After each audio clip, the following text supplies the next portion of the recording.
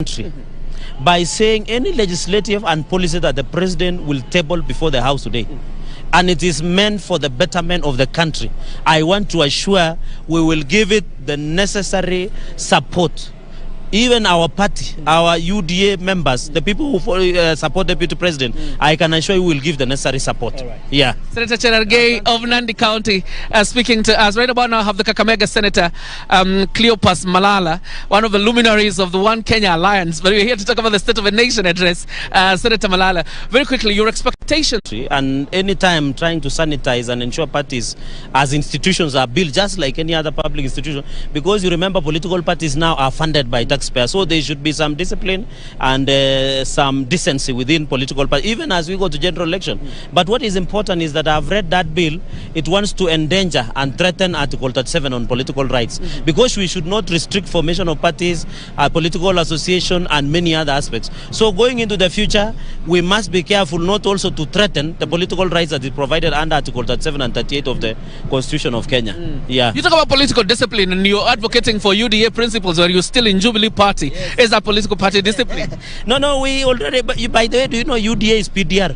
PDR is a coalition partner of Jubilee. So we are just within Jubilee, so we are not violating any of the law. Right. So let us, but my only concern is that as a country going into the future, and as a young leader, I would really want to see party discipline and political parties become institutions that they have ideologies, that they have principles, that they can stand with ideology. That today when we talk about UDA, they talk about economic empowerment. You talk about another party, they talk about devolution. So those aspects that we really want to see.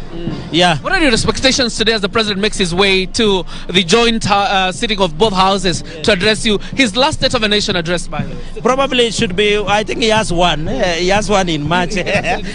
Where next year in March. What I can say, there are four things that I want to see in the president's speech. One, I expect the president to give a statesman speech today.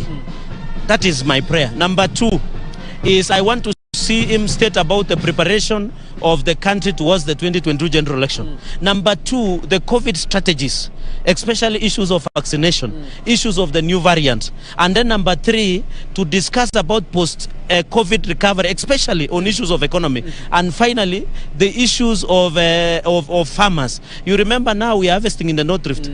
50 kilos of bag of maize is 1,350, which is very disappointing, because we expected 3,500 per bag.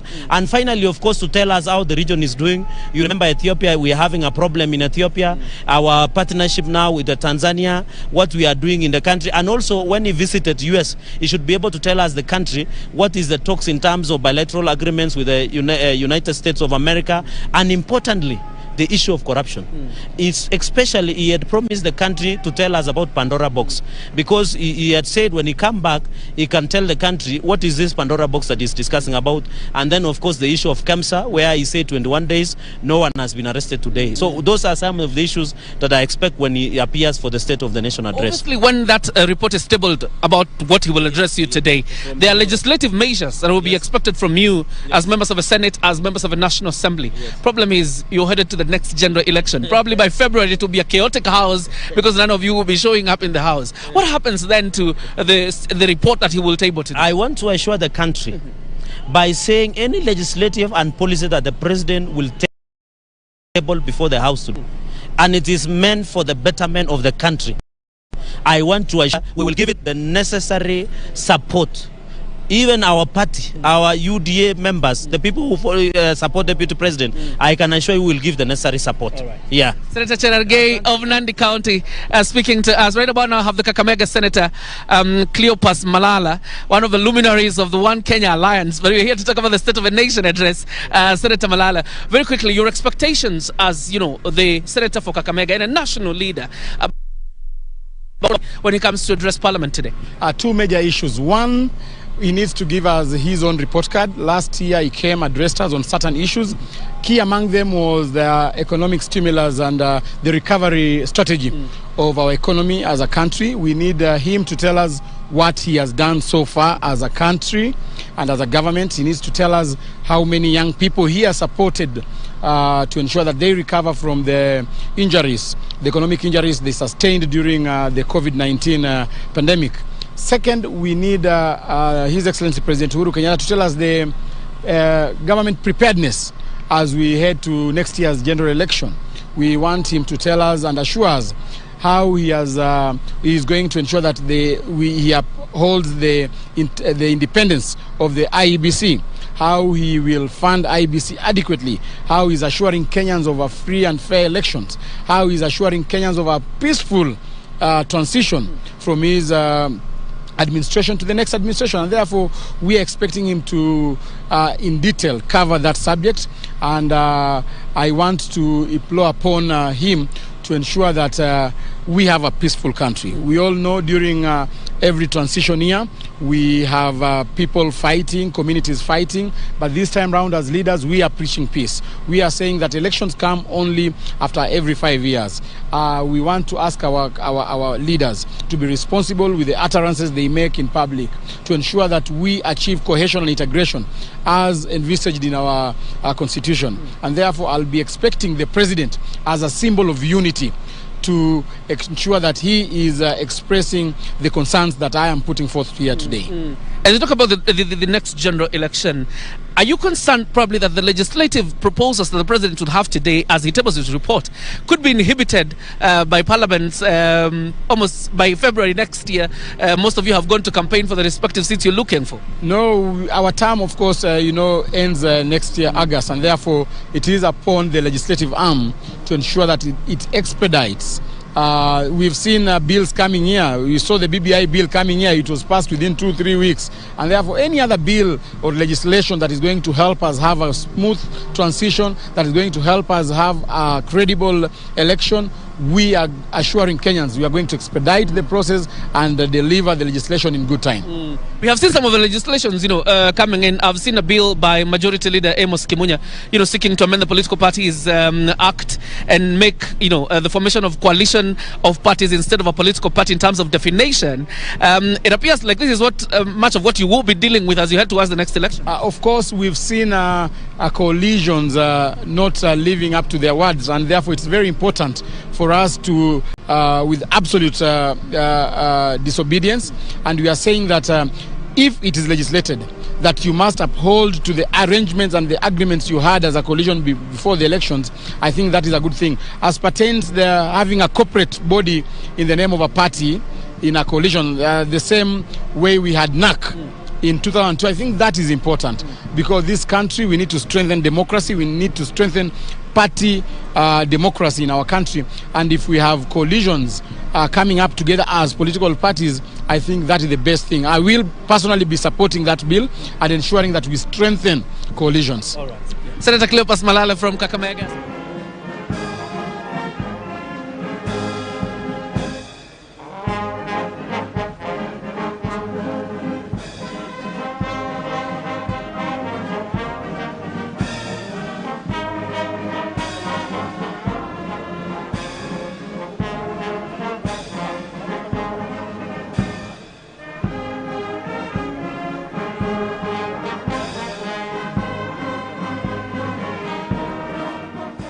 Of the Republic, Uhuru Kenyatta, to make his way here at Parliament building. So any moment from now, we are expecting President Uhuru Kenyatta to make his way here at the Parliament buildings. Already the Kenya Defence Forces have mounted that crucial guard of honor, just waiting.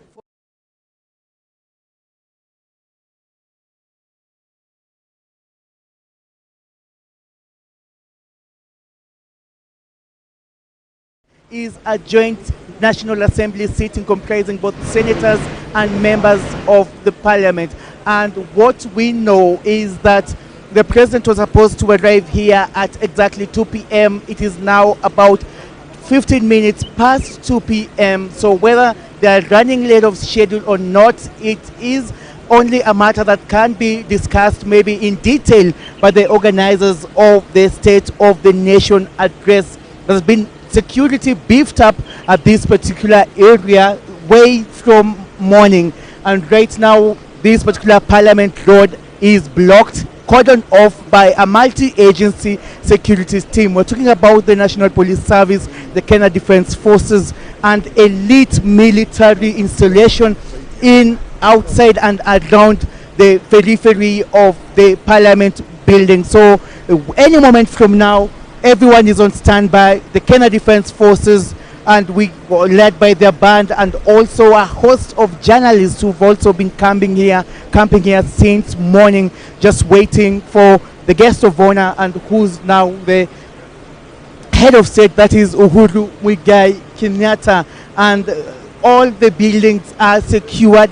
This is just part of the security protocol that usually occasioned by this particular kind of atmosphere or event. So earlier on, we had members of the public who were able to talk to, stating that the most important thing they want the president to address is matters economy, and they say that they have been greatly affected by the COVID-19 pandemic.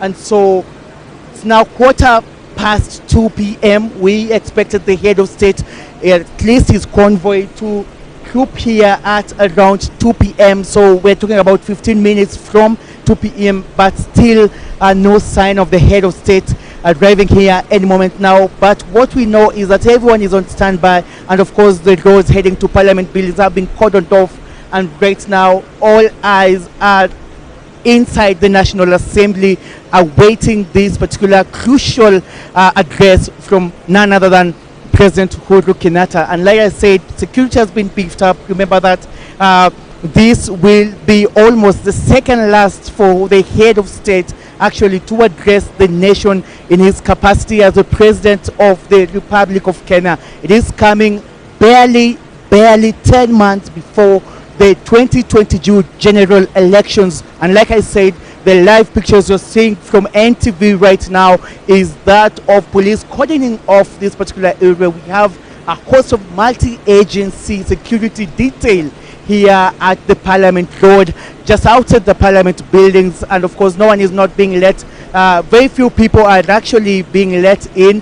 We're talking about the VVIPs, who of course are the members of public, members of Parliament. We're talking about the women rep, we're talking about the senators, and also talking about the MPs. Earlier on, I was able to see Chief Justice Martha Koome making her way into the Parliament building. This, of course, will almost most certainly be her first attendance in such a quorum, in such an event, talking about the State of the Nation address.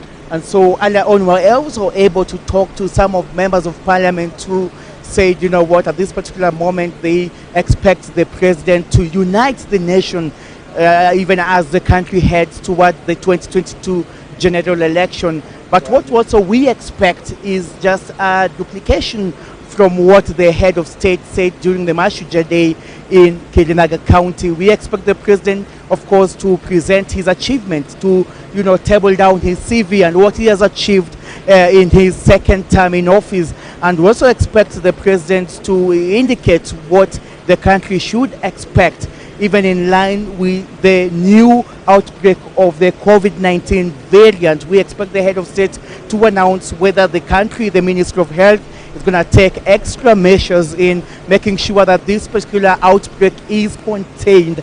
But also remember that the Ministry of Health, through the CS Mutai Kagwe, has been stressing that it's not time to relax or to flex. It's not time to drop the guard, but it is time to flex muscles in terms of containment. But what will the head of state do in terms of even emphasizing on that? So we're now seeing there's now some live action. Actually, now we're seeing there's a motorcade that is just now approaching. We're just going to ascertain if indeed who's actually coming out from this particular motorcade. What we know is that this is now very, very, very close. It's actually coming home. And if I am not wrong, that is the Right Honorable Raila Amolo Odinga, the Right Honorable former Prime Minister, His Excellency Raila Amolo Odinga, just arriving on time to receive the head of state. So I can confirm, at least from where I am, that Raila Amolo Odinga, the Orange Democratic Party leader, has just arrived here at the Parliament buildings, paving way any moment from now for the arrival of the head of state, Uhuru Muigai Kenyatta. And of course, like I said before, and like you can see from your live screen on NTV, the KDF has already mounted its guards of honor, and right now the band is now doing the very final rehearsal, the very final stages to the arrival of the head of state. And just to give some detail in regard to this particular mounting of the guard of honor, what we know is that this is the Kenya Army, which is part and parcel of the Kenya Defense Forces. But like I say, they don't just here alone. We have a multi-security detail. We also had the Recce Squad, the elite unit from the National Police Service. And any moment from now, we are expecting Uhuru Kenyatta to arrive. But also to mention, we also have the generals of the Kenya Defense Forces who also arrived here moments ago. There's a battery of journalists also who we've been camping here actually since very early in the morning, just to make sure that our viewers get the live updates and get each and every detail in pertaining to this. Is it the 8th address, the 8th national address from the head of state? And like I said, we expect 4 key issues in this particular event. We're talking about the security, we're talking about politics, and majorly in politics, especially preparations towards the 2022 elections. And right now, it is 20 minutes past 2 p.m. And now I'm being told that the presidential motorcade has just left State House, Nairobi. President Uhuru Kenyatta's security detail has just left, and that is 20 minutes past 2 p.m. And so it's going to take less than 15 minutes, if I'm not wrong, for President Uhuru Kenyatta's detail to arrive here at Parliament Road, just waiting for this particular historic moment to commence any moment from now. And when we were talking about the 4 issues we expect Uhuru Kenyatta to address, I'm talking about the health, and health mainly will be about the country's fight against COVID-19. Security will entail both internal and external security. Remember that there has been a threat, a terror threat, and this was confirmed by Interior Cabinet Secretary Fred Matiang'i, who actually said that they are on high alert, the country is on high alert, and this one came from a series of events. Remember the 3 terror convicts who were rearrested in Kitui County, and the security detail in the country were on high alert that if they would have crossed over the borders, maybe they would have been planning a terror attack. And so the country has been on high alert, but even more, the security, that is the Cabinet Secretary for Interior, Fred Matiang'i, also stating that during these particular festivities heading into Christmas, it is usually a norm, it is usually a tradition for the country to be on high alert. And so any moment from now, ladies and gentlemen who are watching us live on NTV, we are expecting the head of state to make his way. Already all the generals of the Kenya Defense Forces are just in position, queued to receive President Uhuru Kenyatta. And of course,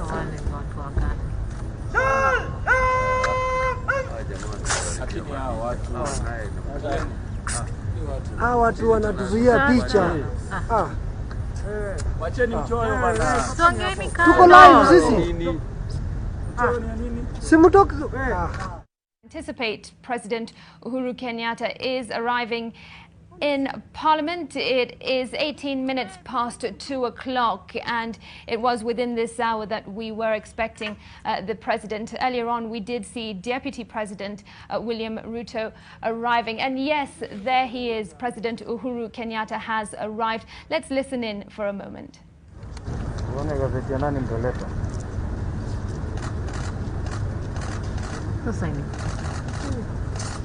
Honestly. Haya, wasonge sasa.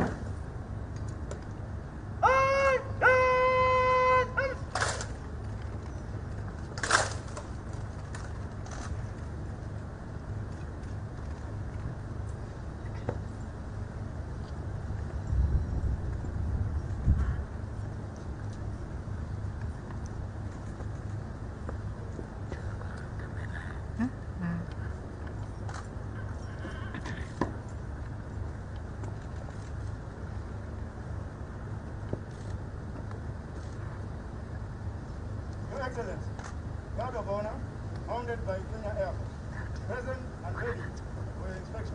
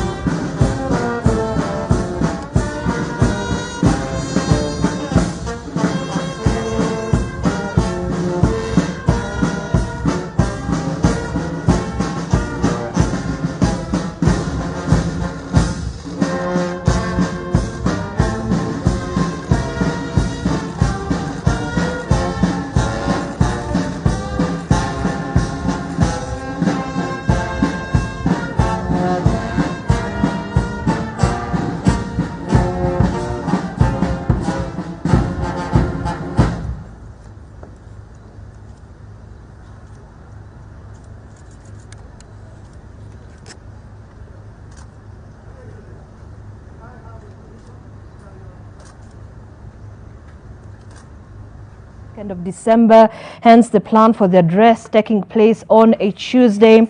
Basically, the State of the Nation address is where the president will take stock of his administration milestones, and he will also state his plan for the final year in office ahead of the August 2022 general election.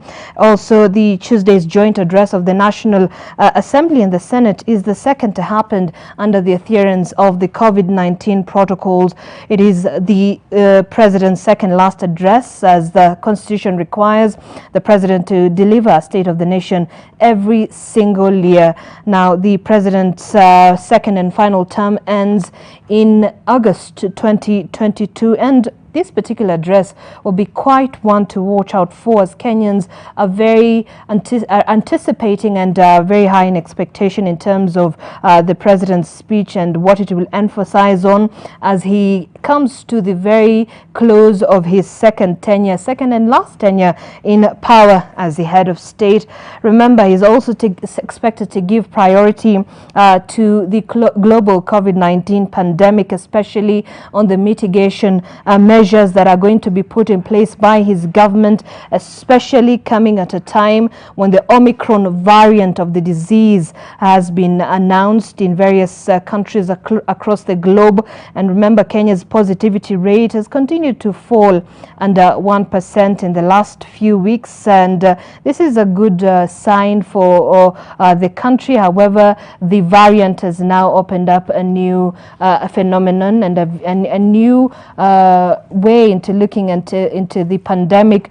He's also expected to speak about, like all my colleagues have talked about, the 2022 general election, the political temperature in the country's ailing economy and the cost of living, and the ballooning debt has been quite an issue for the longest time. We'll actually be getting more in-depth analysis from our business editor Julian Samboko, who'll be delving into the economy economic outlook of the country, and especially the president's speech coming at a time when the Central Bank of Kenya says the country's external debt is standing at 4 trillion shillings, while the domestic one is at 3.7 trillion as of June this year, which is 2021.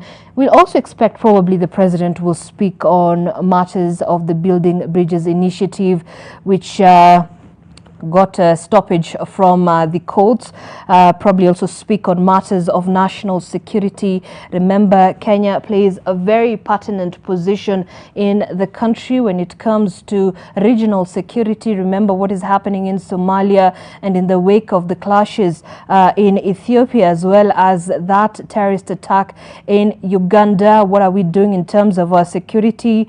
The corruption issue, war on corruption. Remember, just last year, NTV exposed COVID-19 millionaires, where people made a hefty amount of money from the COVID-19 pandemic, and just a tip of the iceberg on the state of corruption in the country. A lot has been spoken about that, but what is the government doing? What is President Uhuru Kenyatta's administration planned for this, and what has it done in terms of taking stock on the war on corruption and the same? We also will be looking at the state of drought in the country. The members of parliament from and other leaders from the regions that have been affected by drought expect some good news from the president in terms of trying to mitigate the effects of drought. Remember, about 2.5 million Kenyans are at this point facing famine, and that is in about 23 counties. Kenyans use every month in terms of buying food has risen exponentially. Items including sugar, items including maize flour, items including milk has really risen, and actually has remained quite constant at a higher rate after President Uhuru Kenyatta lifted the countrywide curfew in October, and of course several other COVID-19 containment measures. But that soaring cost of commodities has definitely forced a lot of people to rethink on how they're going to spend their Christmas holiday. This just a couple of weeks from now, it's going to be quite hard times for those expected to partake in the festivities. It's been quite a year, it has been, because of the COVID-19 pandemic.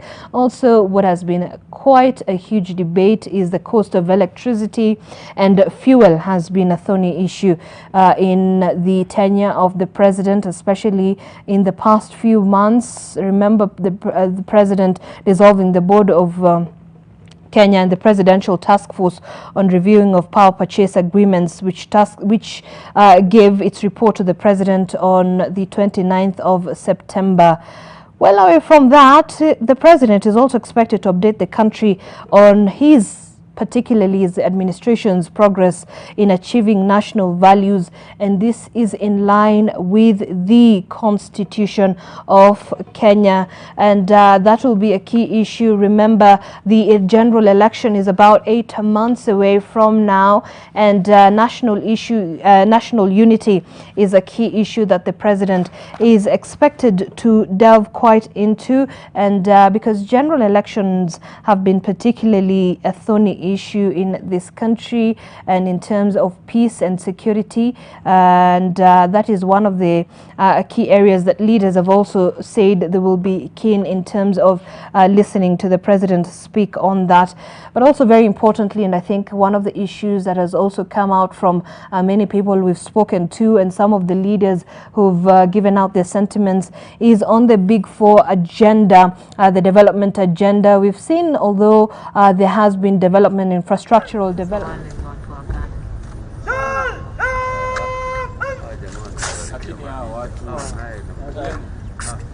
Hawa watu wanatuzuia picha.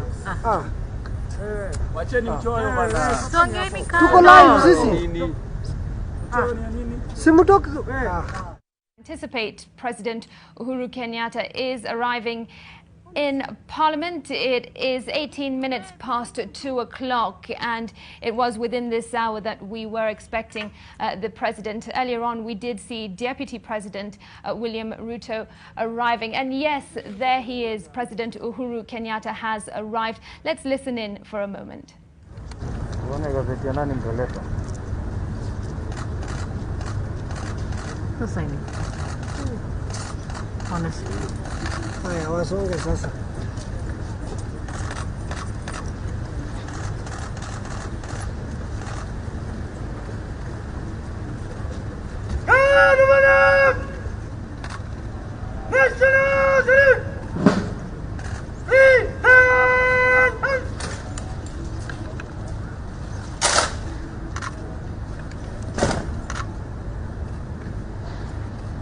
We did see the ODM party leader Raila Odinga make his way in.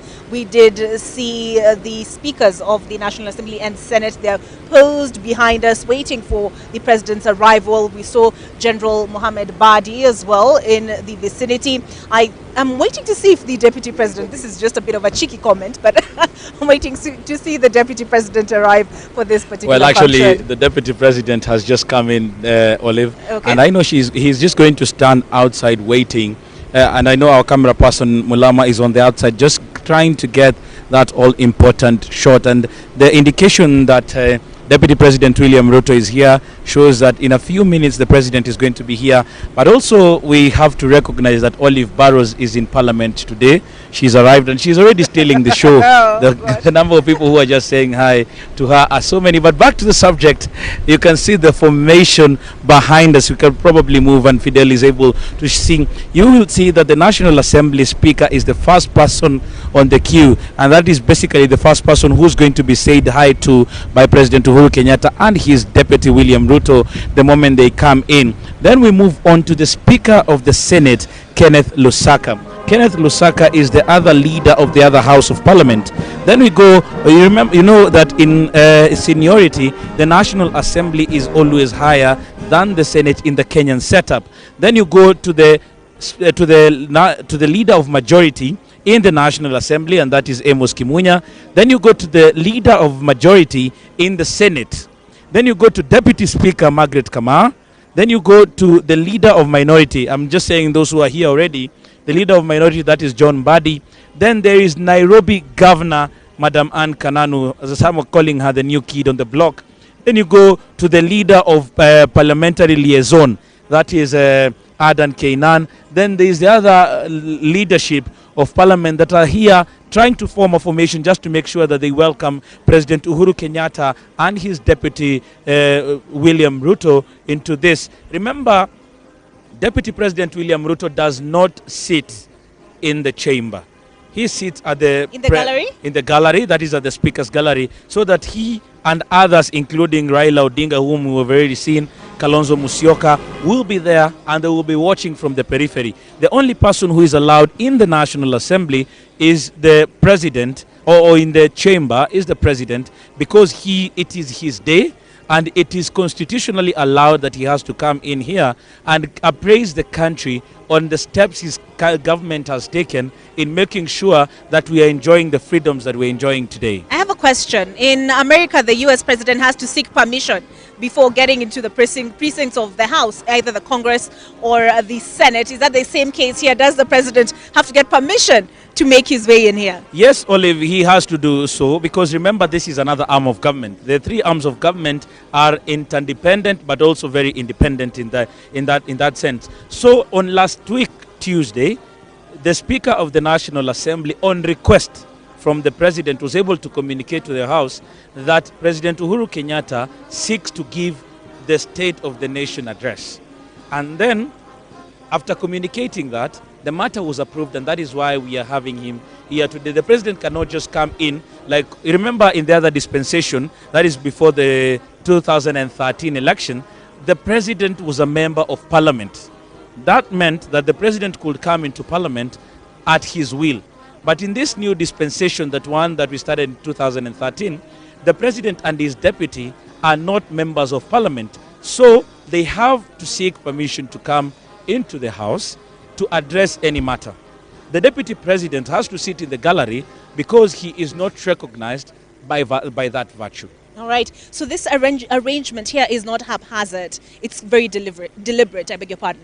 Yes, there are protocol officers who make sure that this thing goes as planned. Now you can see on your camera, as it's being shown by a camera person, Fidel, that is Deputy President William Ruto saying hi to Speaker Justin Muturi. They move on to Kenneth Lusaka, and and this is actually also very deliberate. Instead of him standing outside and waiting for President Uhuru Kenyatta, he also has to come and pay homage to the leadership of Parliament that has already come out to receive him and the president. Then immediately he finishes paying homage, he will go out and wait for President Uhuru Kenyatta, who immediately, when he comes, will first of all will have the national anthem.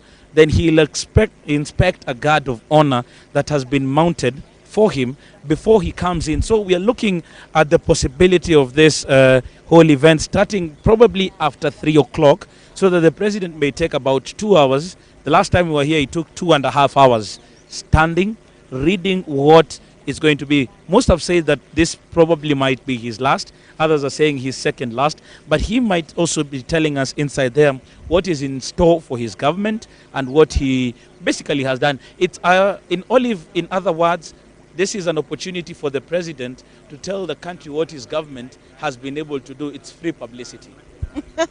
All right. And I remember the last time we were speaking, I cut you off when you were addressing the construction that's been happening in and around Nairobi.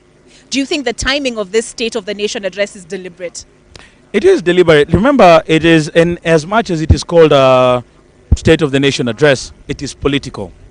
Everybody has to put in what they have been able to do. Even when a guy comes to you trying to tell you, oh, Olive, I have seen you, I like you, they have to put in their credentials. And that is what President Uhuru Kenyatta will basically be doing today. He will be putting in his credentials and saying that this is what I have been able to do. I asked you whether you've been able to notice whether Nairobi is a construction site. The jam in Nairobi has intensified because of the development that is being able to see. However, it has been disputed by Deputy President William Ruto and some of his allies who have been of the opinion that whatever money has been put into it did not matter, and that money could have been put in other development projects. Remember, there is the Big Four that has also been said. In every rally that William Ruto goes to these days, he's able to say that he is going to pick up on the Big Four where President Uhuru Kenyatta left it. So he feels like there is a problem, and this problem needs to be taken care of at this particular time. So he believes that President Uhuru Kenyatta got lost somewhere when he shook hands with ODM leader Raila Odinga, and that is where everything development stopped. And actually, in the lead up to this State of the Nation address, he suffered a number of setbacks. Of course, there was the whole BBI issue. I know a lot of people are debating on whether this is his last or his second last. If it indeed is his last, then his legacy is on the line. And the BBI process was what he anticipated would cure, quote unquote, the tumult that we experience with each and every election cycle. So how do you think he's going to address that? Well, remember, Olive, we were here with you actually last year in November when President Uhuru Kenyatta was saying his State of the Nation address, and he had really pegged his hopes on the Building Bridges initiative. Remember, he, just as you rightly said, is that he was looking at it as the panacea to what has been ailing the country for so long. And when the courts put the brakes on the Building Bridges initiative, President Uhuru Kenyatta came out to say that he is going to do it, whether through what Parliament has said, or in any one way or another, he is going to make sure that what was espoused in the Building Bridges initiative is going to come to fruition. Now, fast forward to the campaigns that we are seeing from ODM leader Raila Odinga and Ruto. ODM leader Raila Odinga has been revisiting the issues that were contained in the Building Bridges initiative, insisting that if he is elected president, there is a probability that he is going to bring them back, whether through that BBI that was being proposed or now make them into policy. And that is what he is looking into. For President Uhuru Kenyatta, he might not probably go in to speak about that particular matter now that it is water under the bridge, but he might also want to see how, or speak to how his administration in the last 8 months is going to unite the country. Remember, an election is coming, Olive. And Kenyan elections have been one of the most contested. And President Uhuru Kenyatta has been saying that they want to look for ways of seeing that they can reduce the contestation. In yourself having voted or never voted or being in the country for so long, do you think that we can have a non-contested election in the country? Already, you can just tell from the atmosphere that the temperatures have risen. We've seen the ODM party respond to the Independent Electoral and Boundaries Commission just this morning. Is it morning or afternoon? Addressing the letter written by the IEBC to the Interior Principal Secretary Karanja Kibicho regarding their participation in the National Multi-Agency Consultative Forum on election preparedness. So already you can tell there is already some contestation. Yes. Yeah, and this is likely to go on, Olive, because what I have heard even from the sentiments, I was having a chat earlier on by former majority leader in the Senate, that is Kipchumba Murkomen, and he was hailing the move that Chebukati said. And he says if it is indeed true, according to them, and there are issues with what they have raised with the CJ being in that particular committee. But remember also, the CJ has responded to that letter to the UDA party, specifically the Secretary General, that is Veronica Maina, in saying that they believe that Deputy President William Ruto and his people are suffering from mistrust or from trust issues. In trying to say that, they're basically saying, telling off the DP and saying we are not going to move away. But now, another thing has happened. The most important person when it comes to elections, that is the IEBC in the name of the chairperson, Wafula Chebukati, has walked out. Yes. Now, how does that happen? I'm even getting reports that that committee was supposed to sit again today. They have not sat. That letter from Chebukati was very express that we believe that there are some people in the technical working group who want to tell IEBC what to do. So and there are actually, these now issues. that we're in Parliament, they raise the issue of this. That there are two distinct entities within the entity. There is the group within which the Chief Justice is a part, and that is the National Multi-Agency Consultative Forum. Then there's the Technical Working Committee, which she said she is not a part of, but is represented in by the Judiciary Committee on Elections. So, she seems to be drawing that distinction. But part of what Chebukati raised now that we're in Parliament is that the roles of JLAC, he feels like even the roles of JLAC have been usurped by this particular forum. Yeah, remember, JLAC is a very critical element when it comes to any election. Remember, the IEBC reports to the Justice Legal Committee of the National Assembly. It is that specific committee that even deals with the question of giving them the budget.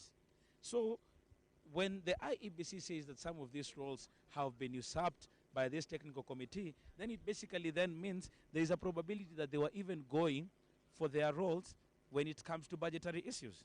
I'm just speculating, I do not know. There are those who are even saying, but this is not confirmed, this is just political language. Some of them were saying there is even the probability that some people in the technical committee wanted to point to the person who should be getting the tender. And that is why you are our senior political affairs reporter. So they were trying to point us to who should get this tender of printing the ballot papers. Remember, this is not just any other election. This is a transition election. And the transition election in every country where you go to has a lot of stakes at hand. And probably that is what we do expect that probably President Uhuru Kenyatta might touch on. But moving on, there is the question of hunger. Remember, in September, it was declared a national disaster. Yes. We expect that President Uhuru Kenyatta will be putting it in the open, what his government has been able to do in mitigating these effects. Remember, just yesterday or this week, the Red Cross has put out an alert where it is going to those places that are heavily affected by this drought, and they want to buy these animals that are affected. Instead of the animals dying, let us give you money so that you can buy program. Yes, so that you can buy food, and you can also probably go ahead and probably buy animals when this drought is gone. All right. Yeah. So, and this comes, of course, on the heels of the climate change conference, not just in Glasgow, but this was the main topic of conversation at the Devolution Forum. Yes, in Makueni, actually, we saw so many people who were able to speak to that, and including experts. And the question that Kenyans are asking themselves is, what can I do? President Uhuru Kenyatta is pushing for the adoption of the 10% forest cover. One of the resolutions that came from that particular meeting in Makueni was also that governors were saying that the national government should, in consultation with counties, set aside some monies in the budget starting this budgetary cycle so that they can have money to conserve the environment. And this has come in so much, noting that from President Uhuru Kenyatta, who was saying that conserving and making the reverse so that we can have a better lifestyle, we can avert global warming, is money that is going into run into billions of shillings. Now in this, he's saying that there are already development partners who want to come in and help. But also, the national government and the county governments must play their part. Already, 33 county assemblies have passed laws that touch on climate change. 14 of them, or 6 of them, I'm not very sure, I have to go back to my notes. 6 or 14 of them have been able to look and pass laws that touch on how it is going to be funded. And these were the county assemblies that were being hailed, as more of them are now being called upon to do the same. Because if you go out of Nairobi, you might even question whether you are still in the same country with some of the people that you see. Those are valid points indeed. And speaking of the president's legacy, we've seen a lot of his projects also be defeated in court. And that could be, he could give that perhaps as a reason for why some of these projects haven't quite picked up as he would have intended. Do you expect him to take a swipe at the judiciary this afternoon? To be very honest with you, Olive, I think this time round the president might be having the judiciary aligned. And he might want to do so, but most of the projects, as you say, are political projects and projects in people. I have not seen most of the projects that are already ongoing that touch on money to the people that are being touched. These are some of them, like the CASs, are they called chief administrative officers? These are some of them that are being defeated in court. So President Uhuru Kenyatta might just come and speak to what he has been able to do, and also once again tell the country of how much kilometers he's been able to build in the different parts of the country. But also more so important is the question of the economy. Remember, it has been battered seriously with regards to the COVID-19 and what we've been experiencing as a country. Now, the COVID-19 pandemic, despite the fact that President Uhuru Kenyatta in October was able to open up the country and say, now go forth and party, because that is how Kenyans were able to interpret it. Because if you go to any bar right now, because I go to them sometimes, you'll find the number of people there has actually increased. So what they basically say is that with this new variant that has been found, you're calling it Omicron? Omicron. Omicron? I call it Omicron, potato. You know, Olive is an English person. But we do expect that President Uhuru Kenyatta might be calling again on Kenyans to remain more vigilant. We don't know whether the ministry has been able to advise that it is time that we put travel restrictions to other countries. Remember, even the South African government has come out and said, tafadhali, msituwekee vikwazo. But all in all, it is a wait and see. Yeah, but understandably, it's caused jitters because we've only just reopened. Business is only just picking up once again. And then to have this variant come in and throw a spanner into the works. I know residents of South Africa are viewing it as a punishment for having discovered this new variant. So understandably, it's causing jitters. It's caused jitters in the global economy. I'm sure Julian Zamboko, our business editor, can provide more insight into this. But we saw stock markets plummet. If those are the terms they use. I'm no expert in the world of business, but of course that is, as you said, something Kenyans will want to hear more about as he speaks this afternoon. Yeah, that is very true. But right now, we just want to take you for a short commercial break as we wait for President Uhuru Kenyatta. But Olive and I...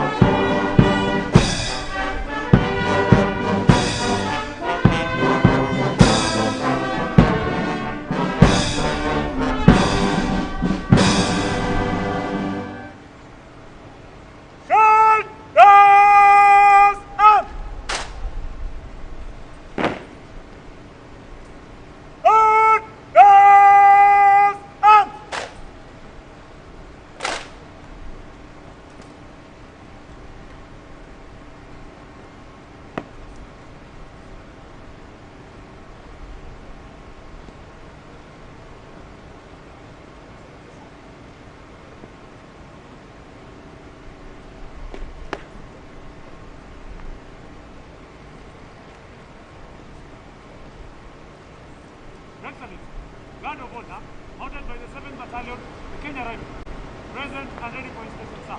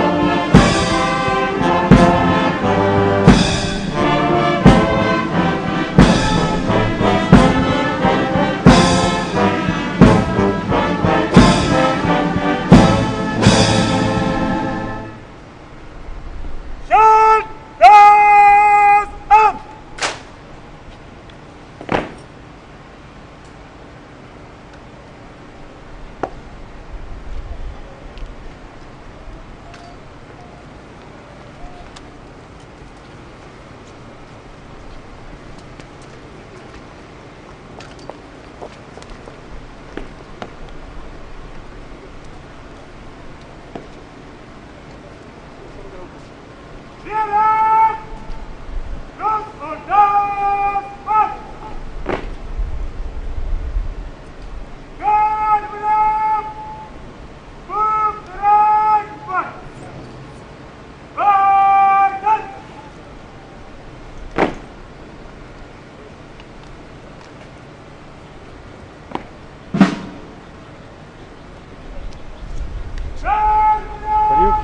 Kila kitu sawa, si ndio?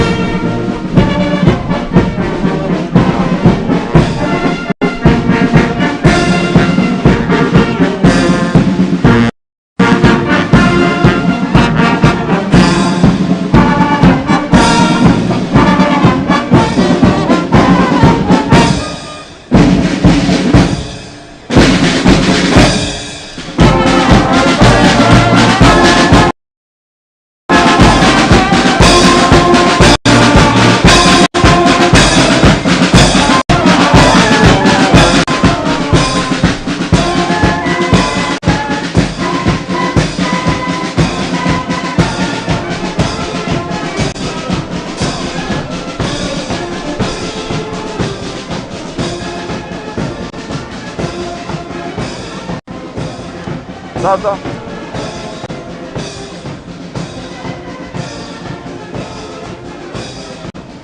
to the chambers of the National Assembly to address there. That is an image or a footage that you usually get when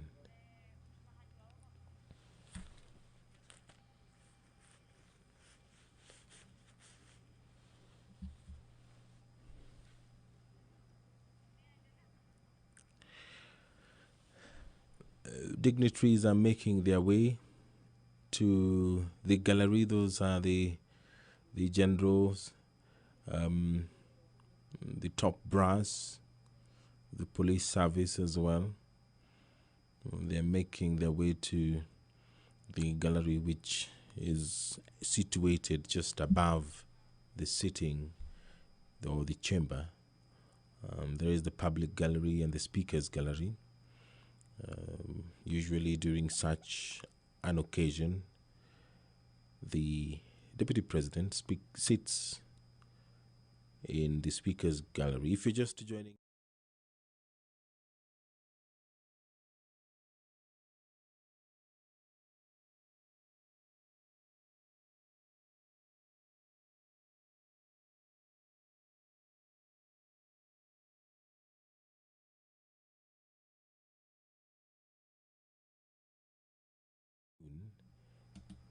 the president, pursuant to Article 132 of the Constitution, will report to the nation on the measures taken and the progress achieved in the realization of the national values, among them patriotism, national unity, sharing and devolution of power, the rule of law, democracy, and participation of the people, human dignity, equity, social justice, inclusiveness, equality, human rights, non-discrimination and protection of the marginalized, good governance, integrity, transparency, and accountability, and sustainable development.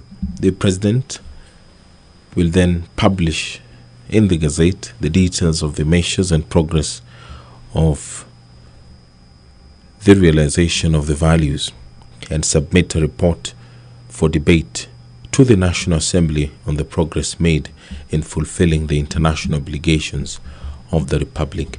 This will be the 8th address by the President of Kenya, President Uhuru Kenyatta, on the state of the nation this afternoon, the 30th day of November 2021. This broadcast is courtesy of the Parliamentary Broadcasting Unit in conjunction with the Kenya Broadcasting Corporation. A joint sitting of the Senate and the National Assembly, such as this, is provided for in the standing orders, both the National Assembly and the Senate. In the National Assembly, it is Standing Order 21 to 25. The President shall address the opening of each of newly elected Parliament. At the conclusion of the President's address, the President shall stand, the sitting shall stand suspended or adjourned, as the Speaker may direct, until such a time or to such day as may be specified by the Speaker. The President shall address a special sitting of Parliament once every year and may address Parliament at any other time. The standing orders also state that the Speaker shall notify the members of the place, date and time of a sitting, and whenever the Speaker has been informed that the President will address a special sitting of Parliament on a specified day and time, then on that day no motion for the adjournment of the House shall be made before the time for which the President's arrival has been notified. The President has arrived in Parliament, and any moment now he will make his way into the chamber, accompanied by the two speakers, and he will address this joint sitting, which is a provision of the Constitution of Kenya. Members shall be called to order and stand in silence whenever the President enters or leaves the chamber. The President may be accompanied in the chamber by an aide-de-camp. This sitting, any sitting of Parliament, is reserved for members of Parliament and the Sergeant-at-Arms, as well as the clerks. So anyone who accesses the chamber without authorization is a stranger in the house. But the provisions of the standing orders of the National Assembly makes room for the aide-de-camp of the President to accompany the head of state and government into the chambers of the National Assembly. Whenever the President addresses Parliament, the Speaker of the National Assembly shall take the seat on the right of the President, and the Speaker of the Senate shall take the seat on the left of the President. At any sitting held under this standing order, the Speaker of the National Assembly shall preside and shall be assisted by the Speaker of the Senate. So this afternoon, the Speaker of the Senate will say the prayer, and thereafter there will be a convocation by the Speaker of the Senate, and thereafter the convocation by the Speaker of the National Assembly, and the Speaker of the National Assembly will be the one to invite the President to make his State of the Nation address, and thereafter the Houses will adjourn. First, by the Speaker of the Senate, and two, by the Speaker of the National Assembly. When delivering an address to the House, the President shall be heard in silence, and the address shall not be followed by any comment or question. Whenever the President delivers an address, a member may, as soon as practicable thereafter, lay the address on the table of the House following the reading of such address. A member may give a notice of motion that, quote unquote, the thanks of the House be recorded for the exposition of public policy contained in the address of the President delivered on 30th of November 2021, but debate on the motion shall be capped to just 4 sitting days. The standing orders of the National Assembly also provides for an address by visiting dignitary.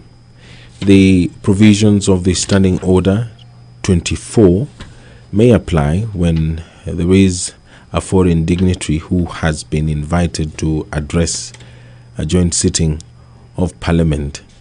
The Speaker may, in consultation with the leader of the majority party and the leader of the minority party, allow a visiting head of state or other such visiting dignitary to address the Assembly, and may, in consultation with the Speaker of the Senate, arrange for a joint sitting of Parliament for purposes of an address by such visiting head of state or such other visiting dignitary.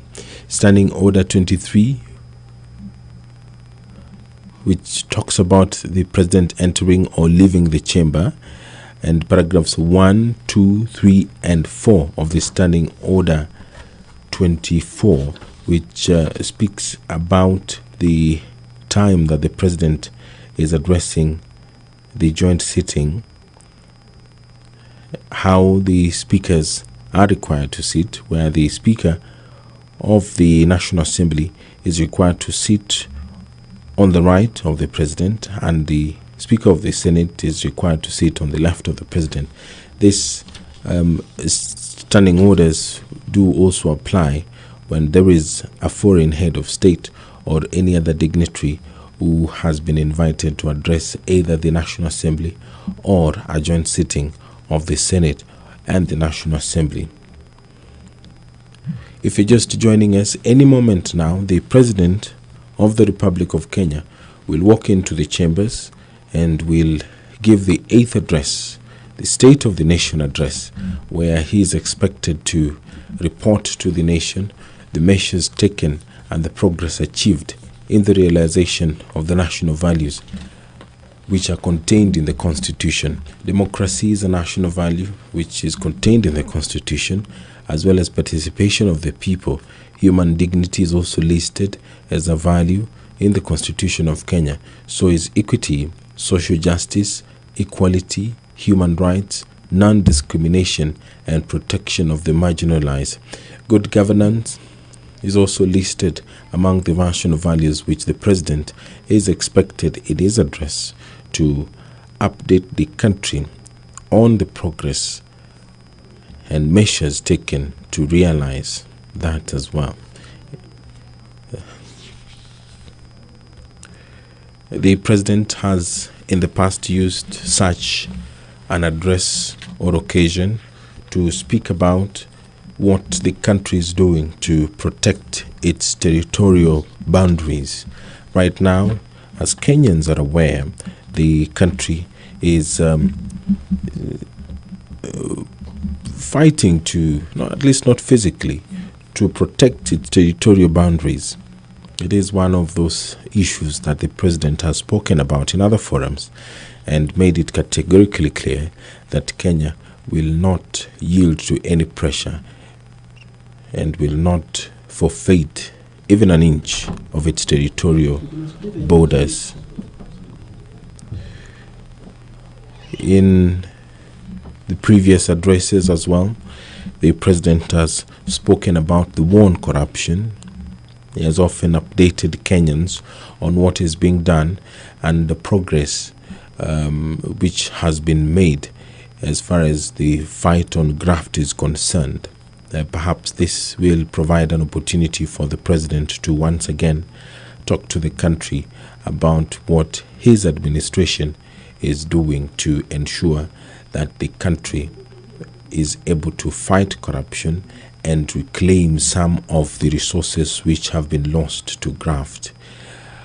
The President also, in his previous addresses to a joint sitting of Parliament, has spoken about the Big Four agenda which this administration is anchored upon. Manufacturing is one of those areas that this administration has paid a lot of focus on. So perhaps the president will use this opportunity to update the country on the status of this Big Four agenda, which was announced by the president when he was sworn into office for the second term. Food security is one of the agendas. What is the status of food security? The country is currently battling drought. The government has dispatched a raft of measures and relief food aid, as well as cash transfer to cushion some 2 million Kenyans, more than 2 million Kenyans, spread out in more than 10 counties. They're facing a lot of challenges as far as vagaries of weather is concerned. Of course, famine is something that is not new to them, and the government has been doing everything possible to ensure that those Kenyans are taken care of. On your screen, there's an indication that the president will appear, and he will take the red carpet and make his way to the chambers. On your screen right now is a corridor that leads to the members' lounge. That corridor leads to the members' lounge, and it also leads to the chambers of the National Assembly. So the president will appear accompanied by both speakers, Speaker of the National Assembly and Speaker of the Senate. And he will walk along that corridor and make his way to the National Assembly chambers. The National Assembly chambers is spacious enough to accommodate all the members of parliament. This includes the members of the National Assembly and the senators.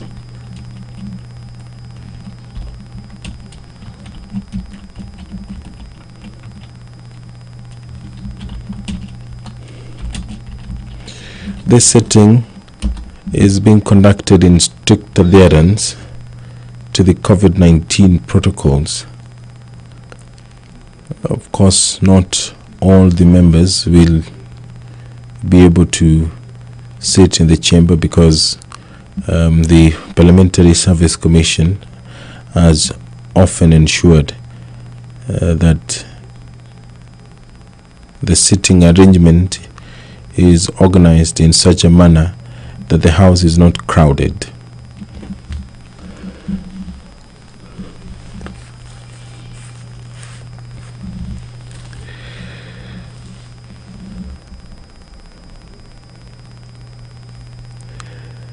The joint sitting of Parliament, such as this, provides Kenyans with an opportunity to listen to such an address by the head of state and government.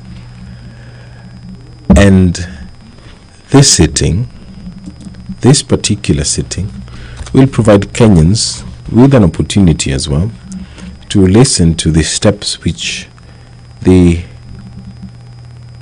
government is taking to ensure that affordable housing, one of the pillars of President Uhuru Kenyatta's administration, the progress of that, how many Kenyans have been able to be accommodated in this particular program, how many have been able to gained access to affordable housing, universal health care, how many Kenyans are under the National Hospital Insurance Fund, how many Kenyans are able to provide the basic of care, and also in terms of manufacturing, how many Kenyans have been able to set up manufacturing firms, and what is the status of the manufacturing sector in Kenya. And in terms of job creation, how many jobs have been created over the last 12 months, because the State of the Nation address takes place once every year. So the president will be able to update Kenyans on all this, the status of the Big Four agenda, the steps being taken to realize the national values which are contained in the Constitution of Kenya. They include patriotism, national unity, sharing, and devolution of power. Last week, there was the devolution conference which took place in Makueni County, and the focus was the war on climate change. Governors representing counties vowed to take matters into their own hands and play an integral role in the war on climate change. Over 2 million trees are being planted in Makueni County. There are counties which have adopted policies that are engineered to position them strongly in the war against climate change. Climate change is one of the issues that all government, not just Kenyan government, is dealing with. So how is the government of Kenya going to make it relevant to Kenyans, the issue of climate change? What is being done?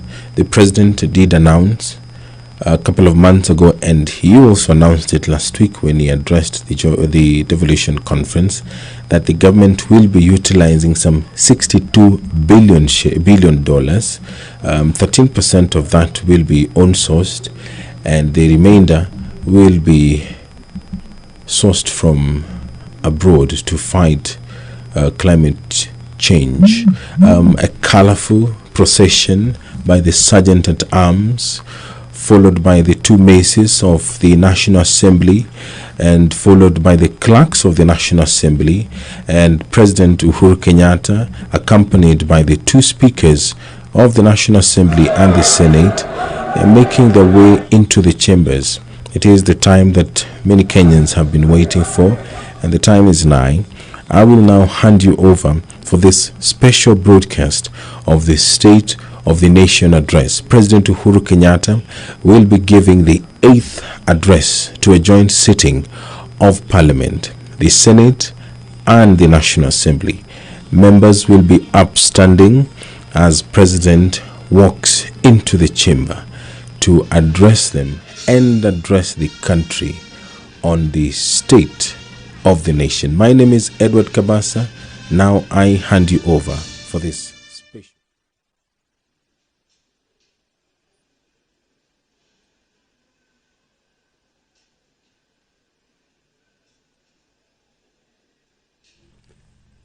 Naam, Rais Uhuru Kenyatta tayari kaingia ndani kwenye bunge hili la taifa.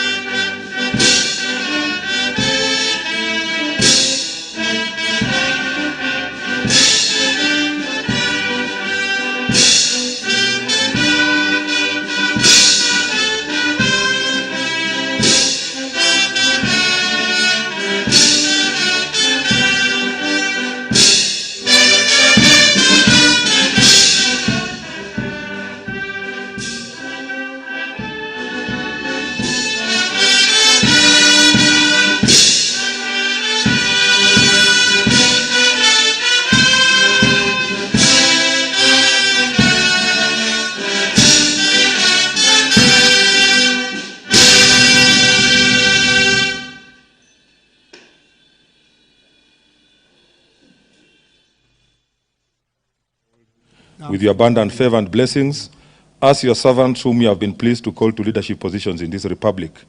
We seek guidance to treat and consider all matters that shall come under our deliberation in so just and faithful a manner as to advance the peace, prosperity, and welfare of our country and of those whose interests you have committed to our charge. Amen.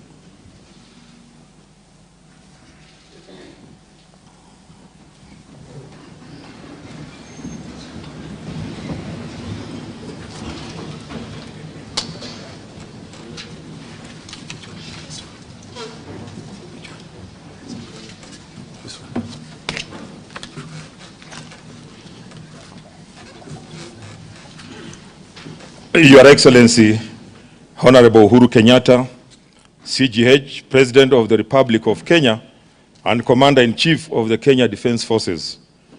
The Right Honorable Speaker of the National Assembly, Honorable Justin B. Muturi, EGH MP, Honorable Members of Parliament, Article 1321B of the Constitution of Kenya requires the President to address a special sitting of the Parliament of Kenya once every year and any other time.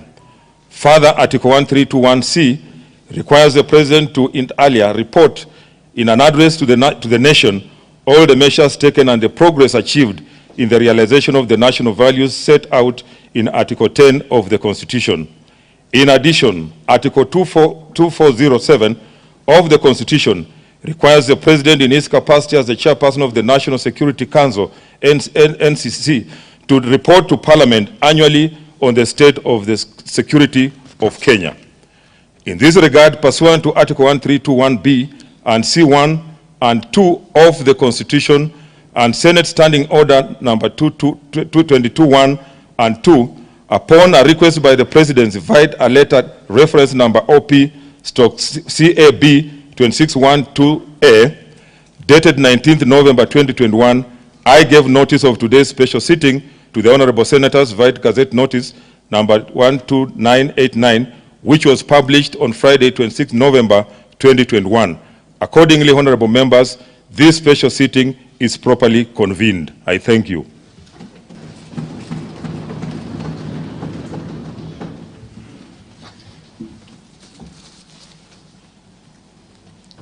Your Excellency, the Honorable Uhuru Kenyatta, CGH, President of the Republic of Kenya and Commander-in-Chief of the Kenya Defense Forces, the Honorable Speaker of the Senate, Right Honorable Senator Kenneth Lusaka, EGH, Honorable Members of Parliament, Article 132, Clause 1 of the Constitution of Kenya requires the President to address a special seat achieved in the realization of our national values.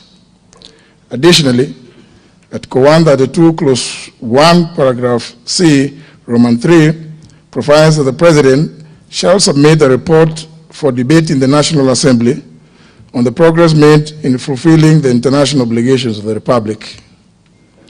In this regard, honourable members, by way of a message to the House dated 19th of November 2021, His Excellency the President conveyed his desire to address a joint sitting of the Houses of Parliament today, 30th of November 2021.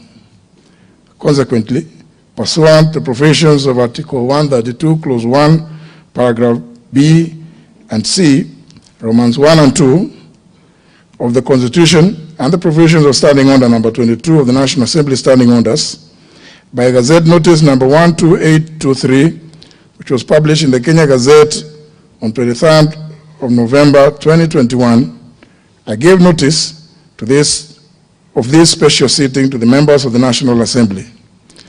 Accordingly, honourable members, this special sitting is properly convened. Your Excellency, allow me, in the usual parliamentary practice, to recognize part of the distinguished guests who are with us today. Seated in the Speaker's role, I wish to recognize His Excellency, the Deputy President of the Republic of Kenya, Dr. William Ruto, EGH, the Chief Justice of the Republic of Kenya, the Honorable Lady Justice Martha Koome, CBS, the former Prime Minister,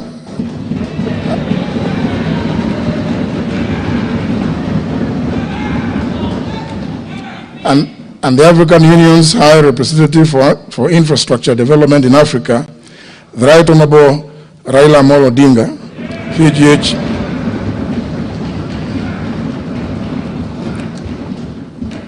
former Vice President of the Republic of Kenya, the Honorable Dr. Stephen Kalonzo Musyoka, EGH, and the Honorable Musalia Mudavadi, EGH, and the Chairperson of the Council of Governors, who is also the Governor of Embu County, the Honorable Martin Wambora, EGH. Please join me, honorable members, in welcoming them to the National Assembly. Your Excellency, allow me also to welcome other members of the judiciary present today, including the Honorable Lady Justice Njoki Ndung'u, Judge of the Supreme Court, Justice Daniel Musinga, President of the Court of Appeal, Lady Justice Lydia Achonde of the High Court, and Justice Oscar Angote, and Lady Justice Maureen Onyango. Your Excellency, may I also accord special recognition to all Cabinet Secretaries present, the Head of the Public Service, Dr. Joseph Kinyua, Principal Secretaries, the Governor of Nairobi City County, Honorable Anne Kananu, members of the Diplomatic Corps present, and the Chairperson of the County Assembly's Forum, who is also the Speaker of the County Assembly of Nyandarua, the Honorable Wahome Degwa. You are all welcome to Parliament. Honourable members, invited guests, ladies and gentlemen, it is now my singular honor and privilege to invite His Excellency the President of the Republic of Kenya and Commander-in-Chief of the Kenya Defence Forces to address this special sitting of Parliament. Welcome, Your Excellency.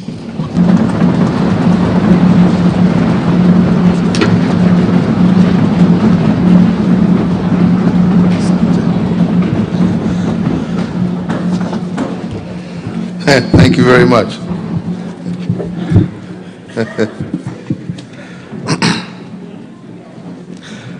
The Honorable Speaker of the National Assembly, the Honorable Speaker of the Senate, Honorable Members of Parliament, distinguished guests, ladies and gentlemen, indeed it is my distinct honor and high privilege to once again return to the chambers of Parliament to deliver my 8th State of the Nation address since my assumption of office as the 4th President of the Republic of Kenya on Tuesday, 9th of April, 2013. As always, it is a great pleasure to return to this august house where I have had the opportunity to serve on both sides of the parliamentary divide, indeed with many of you who are present here today. I first served as a nominated member of Parliament, introduced into this chamber by the Honorable Raila Odinga and the Honorable Musalia Mudavadi, and later as a cabinet minister. And after an unsuccessful presidential bid in 2002, I found myself on the opposition benches as the leader of the official opposition and member of Parliament for Gatundu South. 5 years later, I was called to serve as Deputy Prime Minister in the Grand Coalition Government under His Excellency, the former President, Honorable Mwai Kibaki, and the Honorable Prime Minister, Right Honorable Raila Odinga. In that position, in that administration, I held 2 positions, the Minister of Trade and later the Minister of Finance. This journey of mixed fortunes taught me that you could serve your country in any capacity, because service is not a position, it is action. It also taught me to have empathy for both sides of the parliamentary divide, and indeed all shades of political opinion. Of all the lessons, the enduring one is that Kenya is always greater than any one of us. Indeed, in times of great political turmoil, men and women must be spurred by the love of their country to bridge partisan divides and to come together to put Kenya first. It is not always easy, but honorable members, it is necessary. Then as now, we are called upon to do all that is necessary to heal Kenya, to build bridges, and to focus on the 99% of shared visions of a better Kenya as a priority to the 1% of differing ideologies and positions. Personal ambitions were placed aside for the good of Kenya and the enduring benefit of generations of Kenyans yet unborn. And that selfless service, that sacrifice, led to the people of Kenya ultimately working together, bestowing upon me the high honor and extreme privilege of serving them as president in 2002. For the trust and faith that the great people of Kenya placed on me, I am and will forever be most grateful and internally humbled. Mr. Speaker, today I return to Parliament as President, and I am here to fulfill a constitutional imperative introduced into our political tradition and practice by the 2010 Constitution. In fact, I was indeed privileged to be the second president to be discharged this constitutional mandate when I first made my first State of the Nation address on the 27th of March 2014. The Constitution at Article 132 mandates the President to report to a special joint sitting of both Houses of Parliament on measures taken and progress made in the realization of our national values as defined by Article 10 of our Constitution. I am also constitutionally obliged to report on the status of our fulfillment of the international obligations of the Republic and the state of our national security and the general state of the nation. In line with this constitutional instruction, my address today will lay emphasis on three elements that I consider important to our country. The first is the state of our economic development, which is about our national well-being. The second is the state of our social structure, which looks at the restoration and propagation of the dignity of our people. And the third is the state of our nationhood, which speaks to the soul of our nation, including the state of our democracy. Before I report on these thematic areas, allow me, ladies and gentlemen, and honorable members, to give a brief account on the state of our national response to emerging disruptions.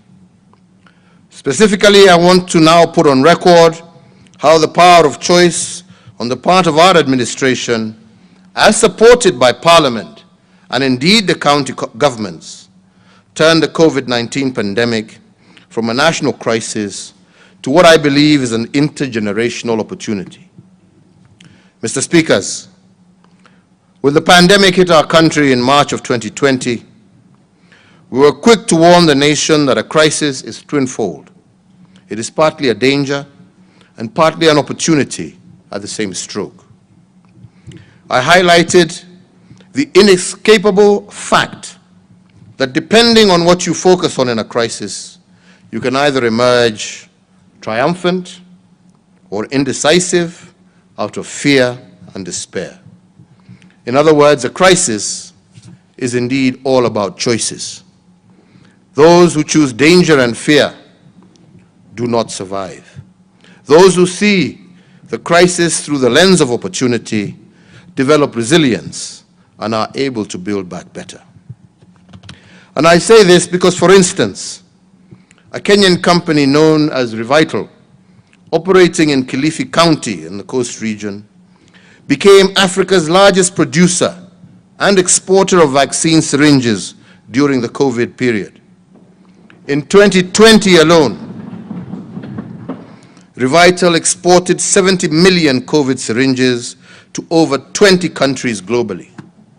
In fact, Revital currently has the capacity to produce 300 million COVID vaccine syringes every year. The global shortage for COVID vaccine syringes stands at 2 billion, and this itself is taking advantage of opportunity.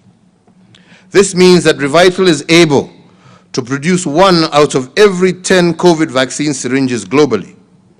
The company saw opportunity in the crisis of COVID, adopted accordingly, and innovated its business processes to optimize on the new opportunity. Another company in the same league is Hela, a global apparel-making company with a foothold here in Kenya. In the first months of the pandemic, this company changed its strategy from producing clothes to producing PPEs and face masks. With the WHO requirements of 80 million face masks per month at the height of COVID duress, Hela produced 5 million masks a month between April and May 2020. This means that through innovation, Hela manufactured 1 out of 16 masks required globally every month, contributing immensely to the slowing down of the COVID pandemic. This again was a case of seeing opportunity in a disaster and adopting to the changes. However, choices are nothing without leadership, and I say this because when COVID-19 hit our country, my administration found itself confronted with a dilemma of 2 rights. Opinion was sharply divided on whether to lock down the country or to leave it open.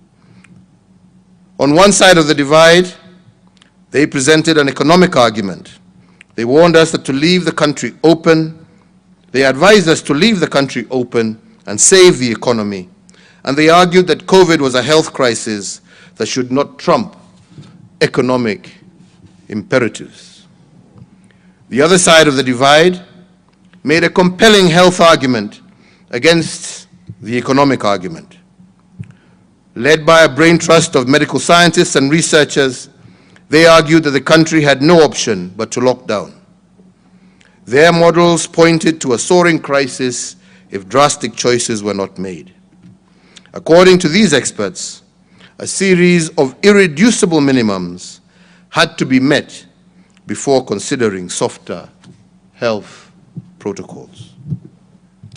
Indeed, after much reflection, we opted for the public health argument over the economic argument. Our rationale was that you can always revive an ailing economy, but we cannot bring to life those who die from the pandemic. And with this logic informing our choices, we set out to build the irreducible minimums recommended by the experts to forestall a COVID disaster. Although the health argument won, we did not dismiss the economic argument in toto. We made fiscal choices to cushion the economy through a number of economic stimuli. And today I'm happy to go on record in this august House as having succeeded in the choices that our administration made. Because of our fiscal stimuli, today I can report that the impact of COVID on our economy was 14 times lesser than that on the global economy. As part of the first stimulus package that we announced interventions that warranted the national exchequer to forego taxes amounting to Kenya shillings 176 billion. These tax measures included the immediate reduction of VAT from 16% to 14%, 100% tax relief for all persons earning up to Kenya shillings 24,000, reduction of pay as you earn from 30% to 25%, reduction of corporation tax from 30% to 25%. We also caused the lowering of the central bank rate, the CBR, to 7.25% from 8.25%, so as to prompt commercial banks to lower interest rates applicable to their borrowers and thereby avail much needed affordable credit to MSMEs across our country. We lowered the cash reserve ratio, the CRR, to 4.25% from 5.25%, so as to provide additional liquidity of approximately 35 billion to commercial banks in order to directly support borrowers that were distressed as a result of the economic effects of the COVID-19 pandemic. The Central Bank of Kenya also provided flexibility to banks with regard to the requirements applicable to loan classification and provision of loans that were performing as of the 2nd of March 2020. We further engaged banks and all financial institutions to support all enterprises and families that sought to restructure their commercial banking through debt moratoriums and review of tenure of these facilities. There was a temporary suspension of the listing of the credit reference bureaus of any person, micro, small, and medium enterprise, and corporate entities whose loans had fallen overdue or was in arrears. The Kenya Revenue Authority was directed to expedite the payments of all verified VAT refund claims amounting to some 10 billion shillings, or in alternative, allow for the offsetting of withholding VAT in order to improve cash flows for businesses. The 6 billion shillings from the Universal Health Coverage Kitty was immediately appropriated strictly towards supporting counties in the recruitment of additional health workers to support in the management of the spread of COVID-19. Subsequently, we rolled out the second stimulus package with the support of this House, whose tenant was an 8-point economic stimulus program amounting to some Kenya shillings 56.6 billion. The first element of the 8-point program focused on Buy Kenya, Build Kenya policy. On local infrastructure development, we allocated 10 billion towards the National Hygiene Program, dubbed Kazi Mtaani Initiative. The program was conceptualized as an extended public works project aimed at utilizing labor-intensive approaches to create sustainable public good in the urban development sector. The program has so far secured gainful engagement to over 750 youths engaged in the improvements to the environment and hygiene and in the rehabilitation of access roads, footbridges, and other public infrastructure through local labor. The second was on education, with an additional 6.5 billion to the Ministry of Education to hire an additional 10,000 teachers and 1,000 ICT interns to support digital learning and the acquisition of 250,000 locally fabricated desks. The third element of the program targeted small and medium enterprises through an injection of Kenya shillings 5 billion as seed capital for the SME Credit Guarantee Scheme. The intention here was to provide affordable credit to small and micro enterprises. The fourth focused on universal health coverage through acquisition of locally made beds. The fifth element of the stimulus program focused on agriculture. We prioritized 3 billion for the supply of farm inputs through e-vouchers, targeting 200,000 small-scale farmers, and a further 1.5 billion to assist flower and horticultural producers to access international markets in a period where we had a shortage of flights into and out of our country. Tourism was the sixth area of target for the stimulus program. To jumpstart this important sector and to protect its players from heavy financial losses, We provided soft loans to hotels and related establishments through the Tourism Finance Corporation, and a total of 2 billion was applied towards renovation of facilities and the restructuring of business operations by actors in this industry. To mitigate the impact of deforestation and climate change, and to enhance the provision of water facilities, we rehabilitated wells, water pans, and underground tanks in arid and semi-arid areas, and we applied Kenya shillings 2.5 billion for flood control measures and our Greening Kenya campaign. The eighth and final element was a stimulus program was manufacturing.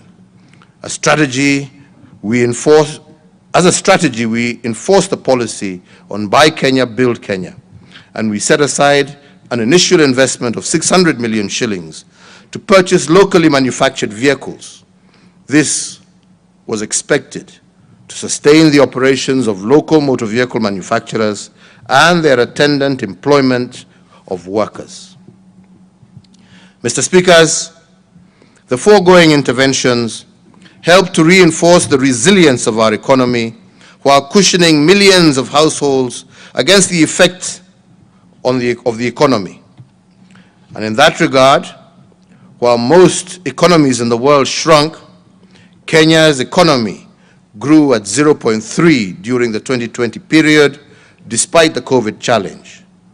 Although this positive growth was minimal, the second quarter of 2021 registered the most impressive growth ever recorded in our nation's real GDP. During the second quarter of 2021, real GDP recorded a phenomenal 10.1% growth, and this is the highest growth ever recorded in one quarter in Kenya's history. It is also the first time Kenya has hit a double-digit growth number. The last time Kenya's economy got close to this kind of performance was in 2010, during the Grand Coalition government, when the economy hit an 8.4% growth rate. And it was this impressive trajectory that led me to announce the 13-point interventions unveiled on Mashujaa Day this year to cushion the economy with a further Kenya shillings 25 billion as our third stimulus package, pushing the aggregate of our stimuli over the COVID period to Kenya shillings 257 billion. The third stimulus package focused on the key productive and service sectors that covered agriculture, health, education, drought response, policy infrastructure, financial inclusion, energy, and environmental conservation. These 13 interventions were as follows. The first intervention was in the tea subsector, where I am pleased to confirm that we have supported the tea subsector with Kenya shillings 1 billion in support of fertilizer subsidy for our tea farmers, securing our nation's top agricultural export, and happy also to report that our tea farmers are today receiving the highest pay that they have received in many, many years.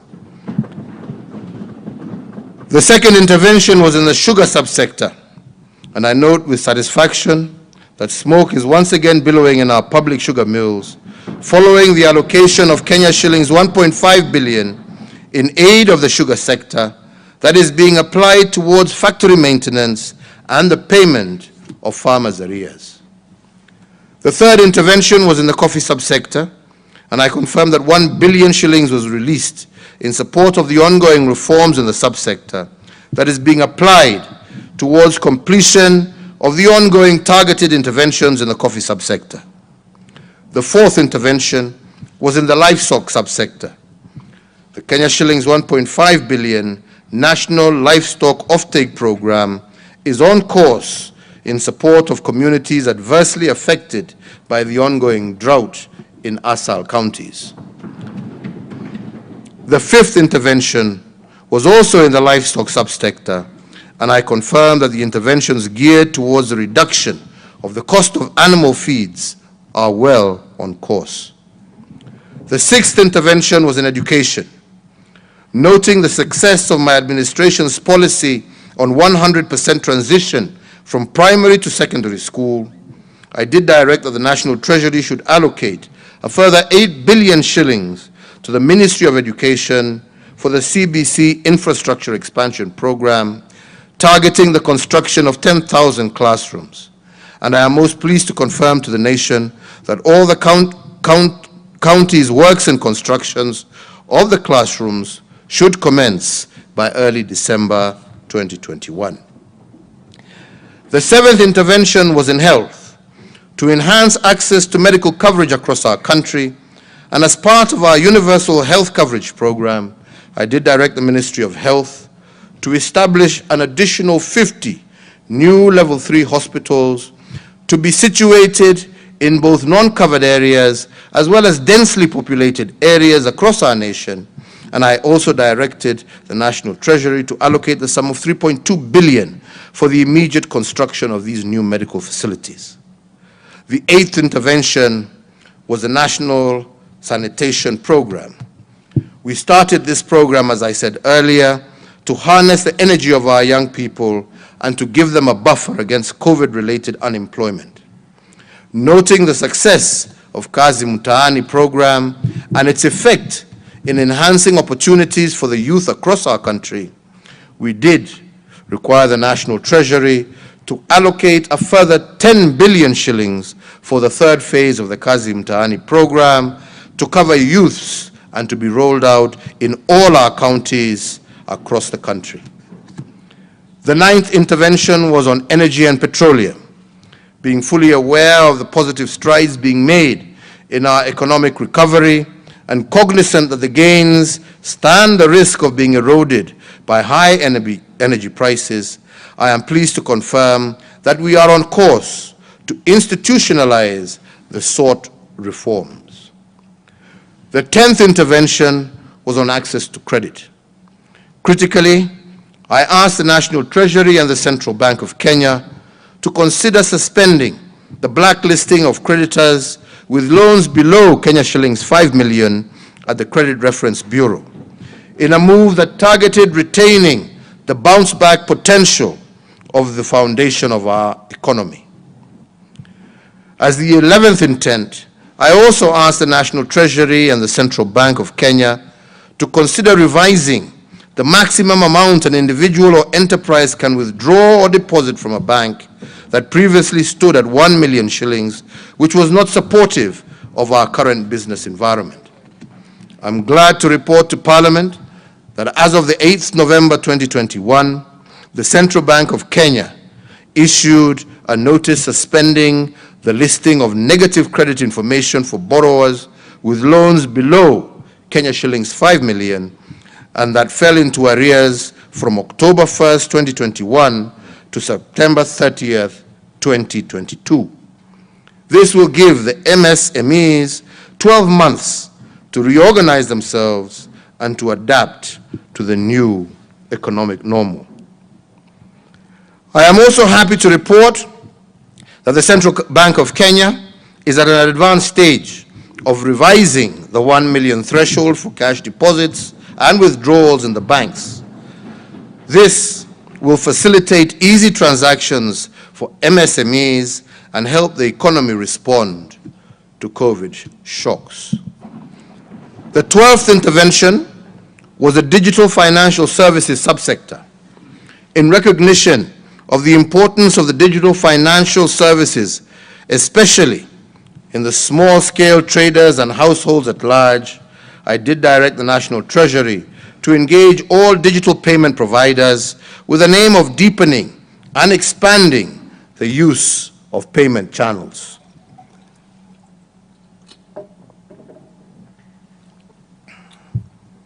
The third intervention was two-pronged.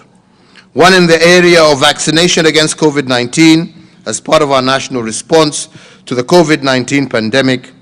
We rolled out a national vaccine deployment plan aiming at vaccinating 10 million adults by June of 2022 and approximately 16 million by June of 2023.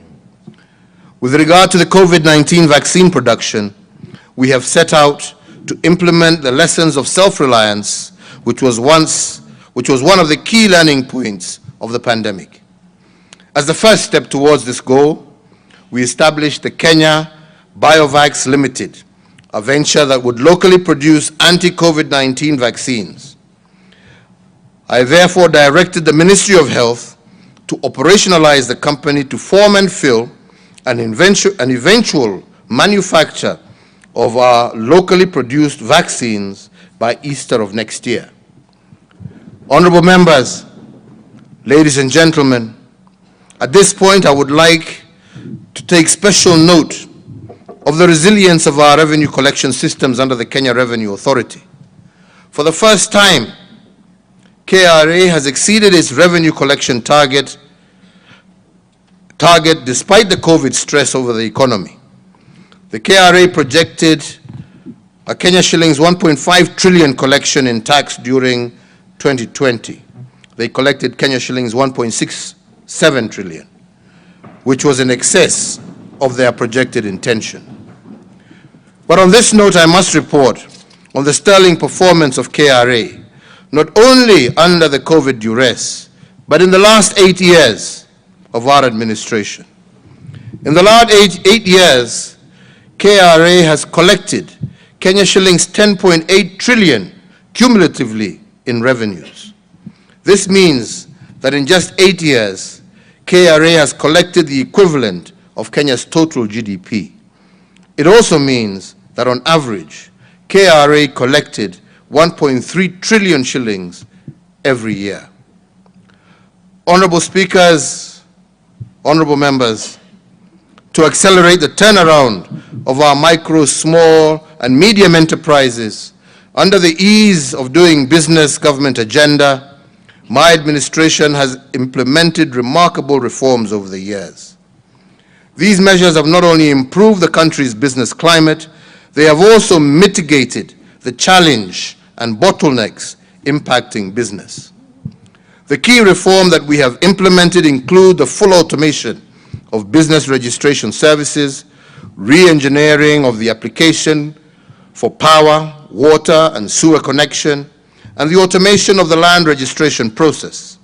In addition, we have adopted e-payment, e-filing, and e-service at the commercial divisions of the High Court and fully operationalized the Small Claims Court, which has seen disputes involving SMEs, mostly our young people, being resolved within a record 60 days and thus freeing capital locked up in legal disputes. Equally important is the full automation and streamlining of the payment of taxes in order to ease the burden of compliance and the redesigning of the import and export processes, which has reduced the cost while improving efficiency of our ports, among other notable reforms. Mr. Speakers, as an affirmation that our reforms on ease of doing business are bearing dividend, just last week we scored a global first with the President of the European Investment Bank, who was in the country to witness the official opening of the European Investment Bank's first regional hub outside the European Union. The Nairobi Regional Hub will cover 11 countries in Eastern and Central Africa and will act as a pilot for the setting up of other EIB regional hubs into the future. This speaks to our administration's agenda to position Nairobi as an international financial center. But an even better example of COVID resilience is the strengthened relationship between the national and county governments. Although the National and County Government Summit has operated smoothly since it became effective, I must admit that the COVID pandemic revitalized its energy. Whenever we gathered as a summit during this crisis, the consciousness of the entire nation was called to order. We put asunder the political dynamics of the moment, and our only business became Kenya. We demonstrated in word and in deed that devolution is a powerful driver of social economic development, and it creates synergies and acceleration points that in turn generates tangible benefits for all Kenyans. We understood very well that to overcome the crisis, we had to act as one. Rather than allowing the nation to succumb to COVID fatigue, we came together and galvanized our people towards strength, resilience, and building back better.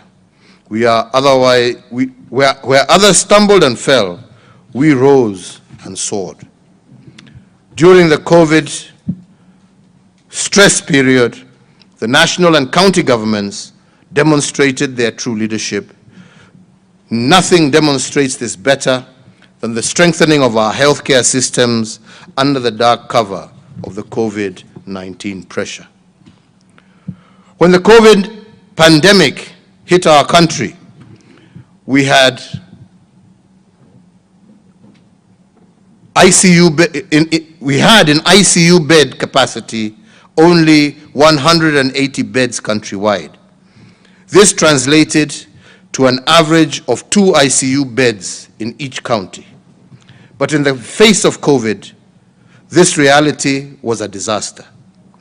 But given the collaboration between the 2 levels of government, we increased ICU bed capacity by 502% during the COVID period. Equally important to note, during the COVID-19 pandemic, we had the capacity only to generate 3 million liters of oxygen per day in March of 2020. Today, I am proud to say that we have improved our oxygen generation capacity in public health facilities by 10 times to 32 million liters per day as of October 2021. Kenya can be proud of one more innovation. In March of 2020, we had only 1 laboratory that could test notifiable diseases of international concern. In fact, we had to send our tests for notifiable diseases to South Africa.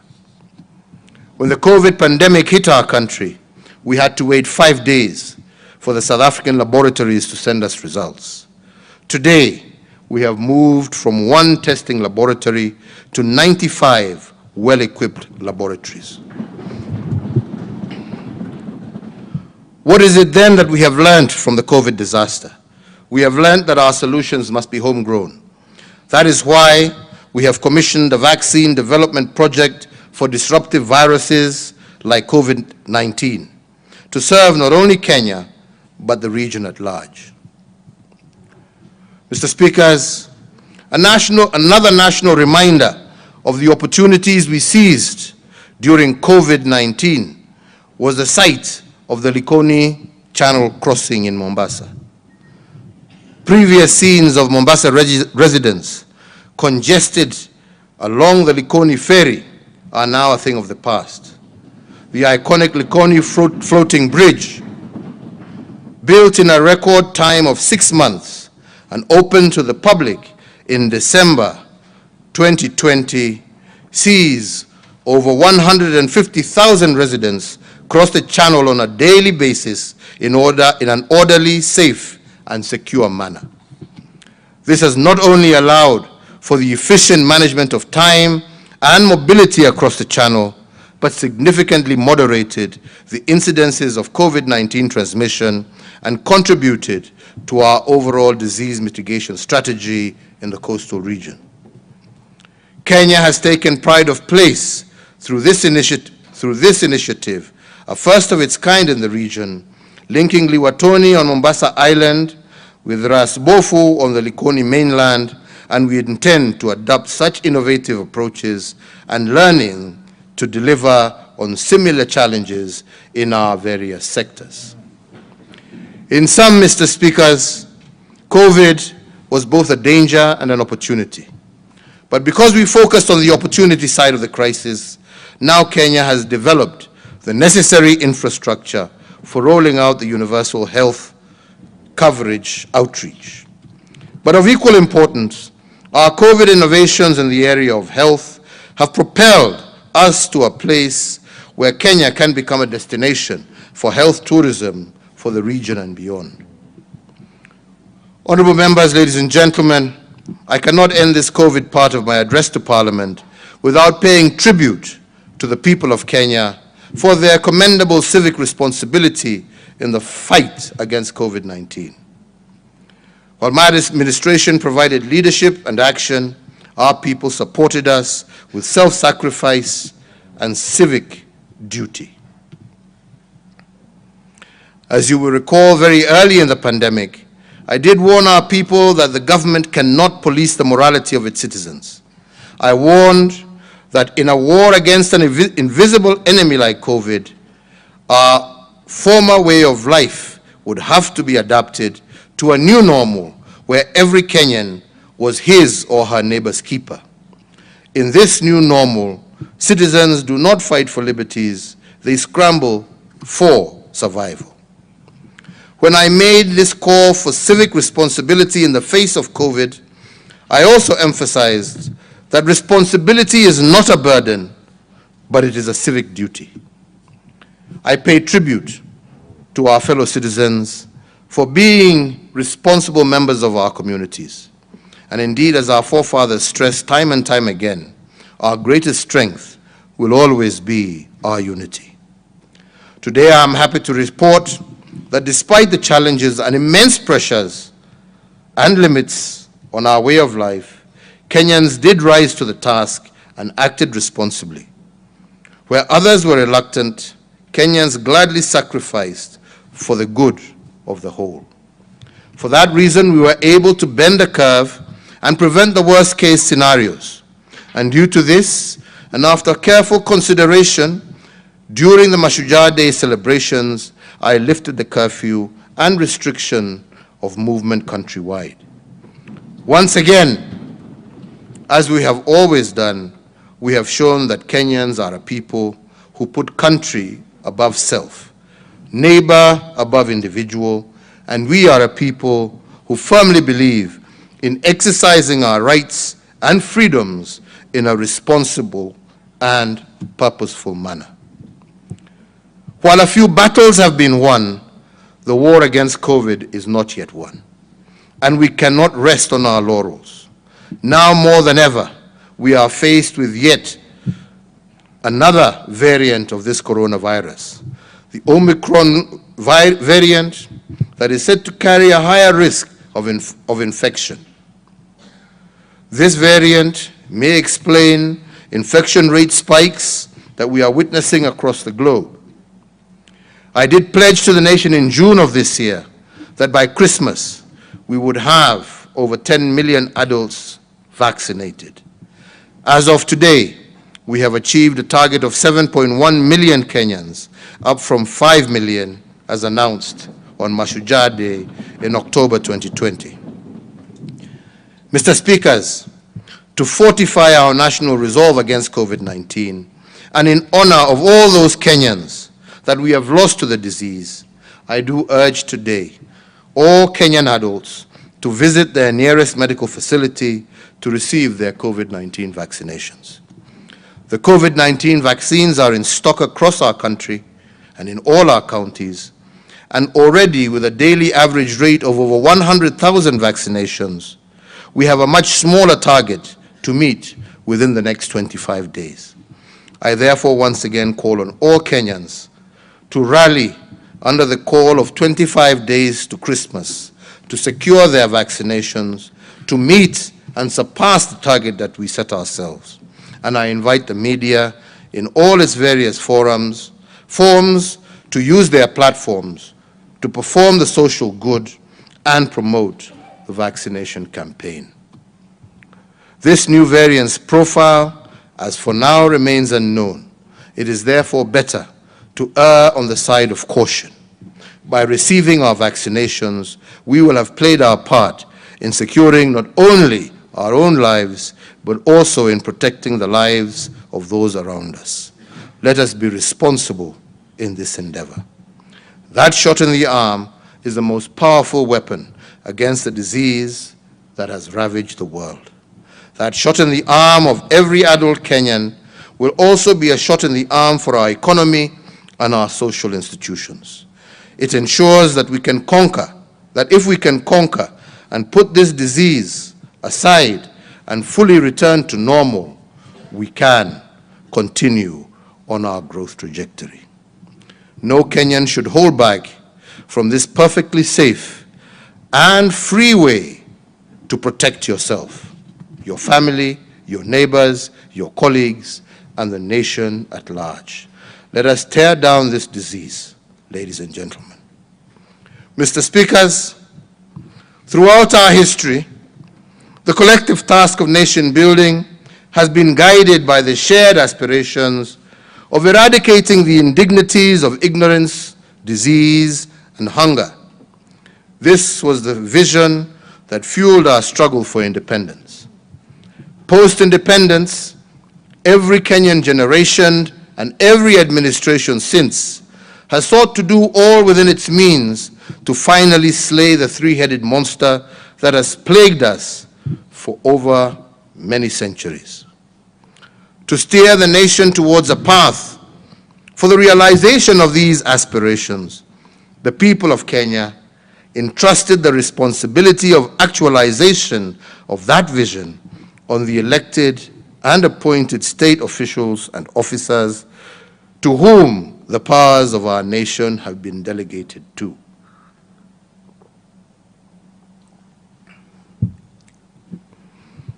These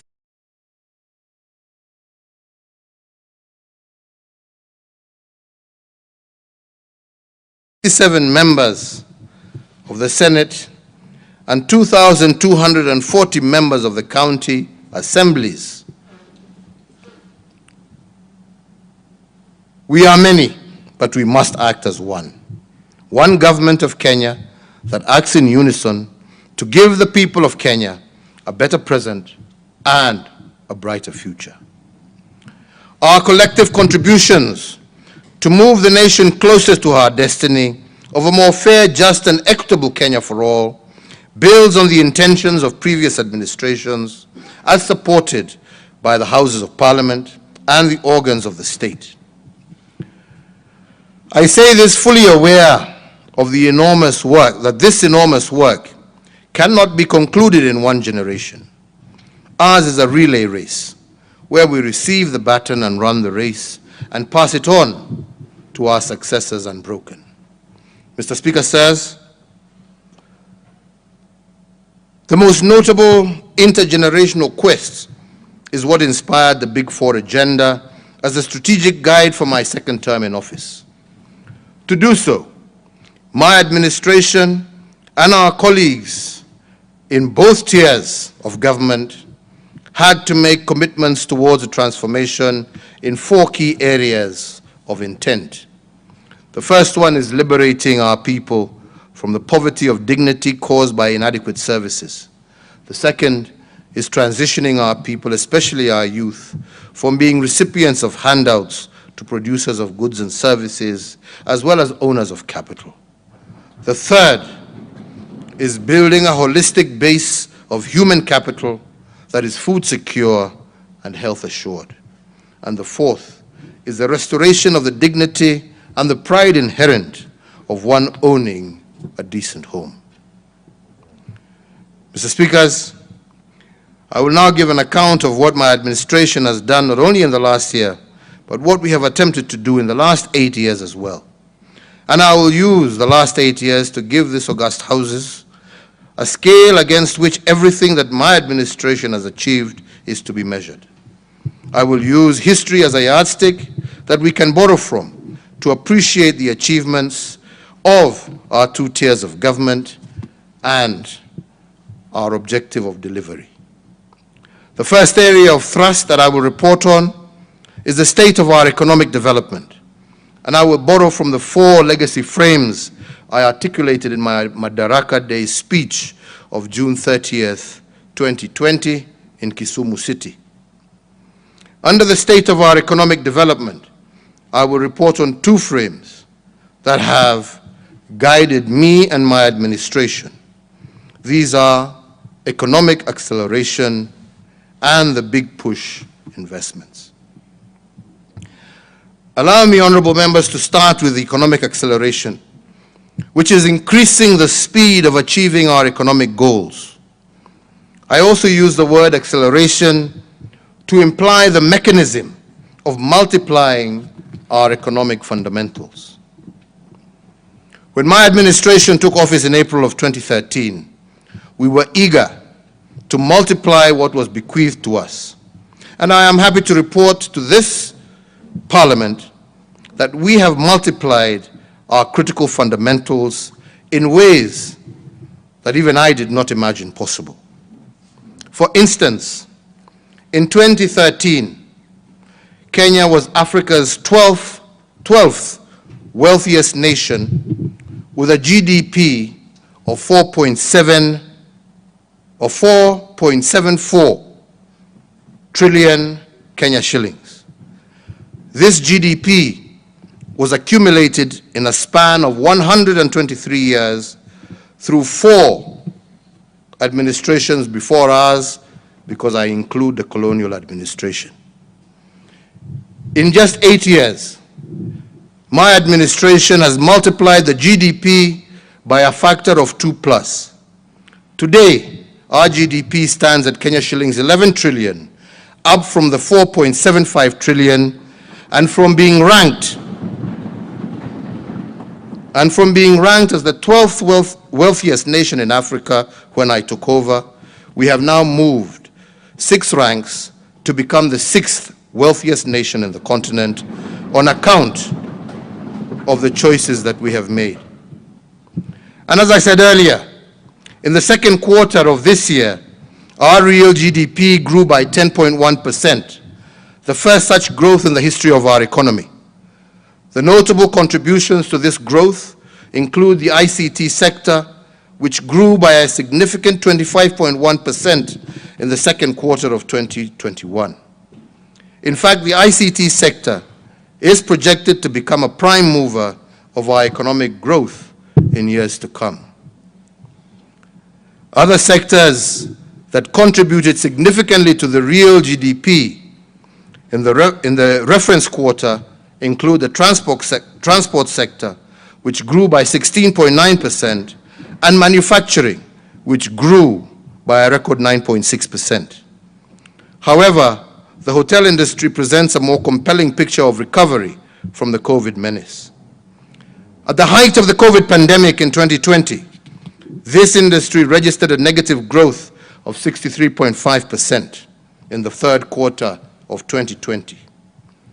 During the first quarter of 2021, this industry showed some improvement and contracted by 48.8%.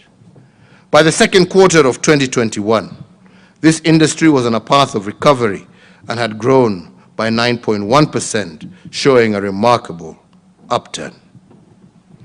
Here, I look forward to all our international and global partners. COVID will not be defeated by locking us all down and by shutting off parts of the world that you think are problematic. No one will be safe from COVID until we are all safe. Please, jameni, tumefanya kazi, msitufungie tena jameni. Honorable members, ladies and gentlemen, given that we have doubled our GDP in a record 8 years, it is no wonder that Kenya is projected to grow twice as fast as the sub-Saharan economies in the period of 2021 to 2022. And all this because of leadership and the power of choice. Allow me to give further example of acceleration and the multiplication of our fundamentals as a strategic intent of my administration. A case in point is that we have doubled our real GDP. We have also doubled our road network across the entire republic. Besides the roads infrastructure, my administration has made the largest infrastructure project in a century with the construction of the standard gauge railway. In respect of roads infrastructure, when my administration came to the helm, there were 11,200 200 kilometers of tarmac road constructed by 4 previous administrations in 123 years. Like I said, I include the colonizers as well. In 8 years, my administration has multiplied what the previous administrations have done by a factor of 2. We have built 10,500 kilometers of road across the Republic, and doing so 15 times faster than previous administrations, and I will expound on this in a little while. Our railway, on the eve of the Madaraka Day of the year 2017, we marked a transformative moment for Kenya and for Africa when the Madaraka Express made its inaugural journey from Mombasa to Nairobi. The largest infrastructure project in Africa had become a reality, and a brand new modern railway had become a feature of our homeland and nation. Since then, the way we travel to Mombasa has been redefined, with Madaraka Express having served over 6,495,000 passengers, while our cargo gets to the stores of our enterprises efficiently and on time, with a record of 17.6 million tons of cargo transported from the 1st of January 2018 to yesterday, the 29th of November 2021. Turning to power generation, our acceleration model was applied to the production and distribution of electricity countrywide. When I took the oath of office in 2013, Kenya's total grid was 1,300 megawatts. But 8 years later, Kenya's total grid has doubled and now stands at 2,600 megawatts, and this translates to approximately 325 megawatts installed every year under my administration. It means that for every year, we have installed 325 megawatts since 2013. Previous administrations installed a combined average of only 12 megawatts per year. Put differently, in 8 years, we have generated 40 times more power per year compared to the past. It is worth noting, honorable members, that 73% of this power is green. In fact, Kenya is leading the African continent in the generation of green energy. But this is not the only thing in Kenya. It's not the only thing which Kenya is leading the continent. I am proud to report that we have connected more power than in any other part of the country in just 6 years. In fact, Kenya is the leading country in Africa with respect to household connection electricity. In the 8 years, we have connected 1.7 million more homes. No, sorry, we have connected 1.7 million more households than Egypt. Similarly, we have connected as many households as South Africa and Nigeria combined during the 8 years of my administration. In real terms, only 2.3 million households had been connected to power when I took over in 2013. In 8 years, we have tripled this number by connecting an extra 6.3 million households. Put differently, and guided by our acceleration model, we have connected approximately 787,000 households every year on average, and with 2,000 connections a day since 2013. By any measure, this acceleration is noteworthy. Besides access to electricity, my administration has embarked on implementing the recommendations of the Presidential Task Force that established a pathway for the reduction of the cost of electricity by 30% by the end of this year. Mr. Speaker, we are tearing down all barriers that deny Kenyans an opportunity to lead a dignified life. Now I turn to devolution and how my administration has used the acceleration framework to multiply the economic fundamentals of the counties. As the first president to implement the 2010 Constitution, the task of rolling out devolution fell squarely on me. And although the letter of the Constitution provided for a phased approach to the devolution of functions to counties, the spirit of the Constitution suggested an urgent Big Bang approach in creating the devolved structures. This meant giving county governments political, administrative, and financial autonomy all at once. And we were to do this without the luxury of a strategy, dry run, to determine whether the Big Bang approach would work. Fortunately, Article 187 of the Constitution gave us 3 years to execute this constitutional instruction. While 3 years was a fair period to achieve the Big Bang effect of transferring functions to fragile counties, my administration chose an even bolder path. Driven by our acceleration doctrine, we chose to transfer functions to the county structures in 1 year instead of the constitutional threshold of 3 years. And because we were committed to the success of the county's structures, we followed our accelerated devolution of function with 2 critical drivers. One, we undertook a massive transfer of highly skilled civil servants from the national government to the county governments. And this battery of highly trained personnel was meant to give county governments a head start.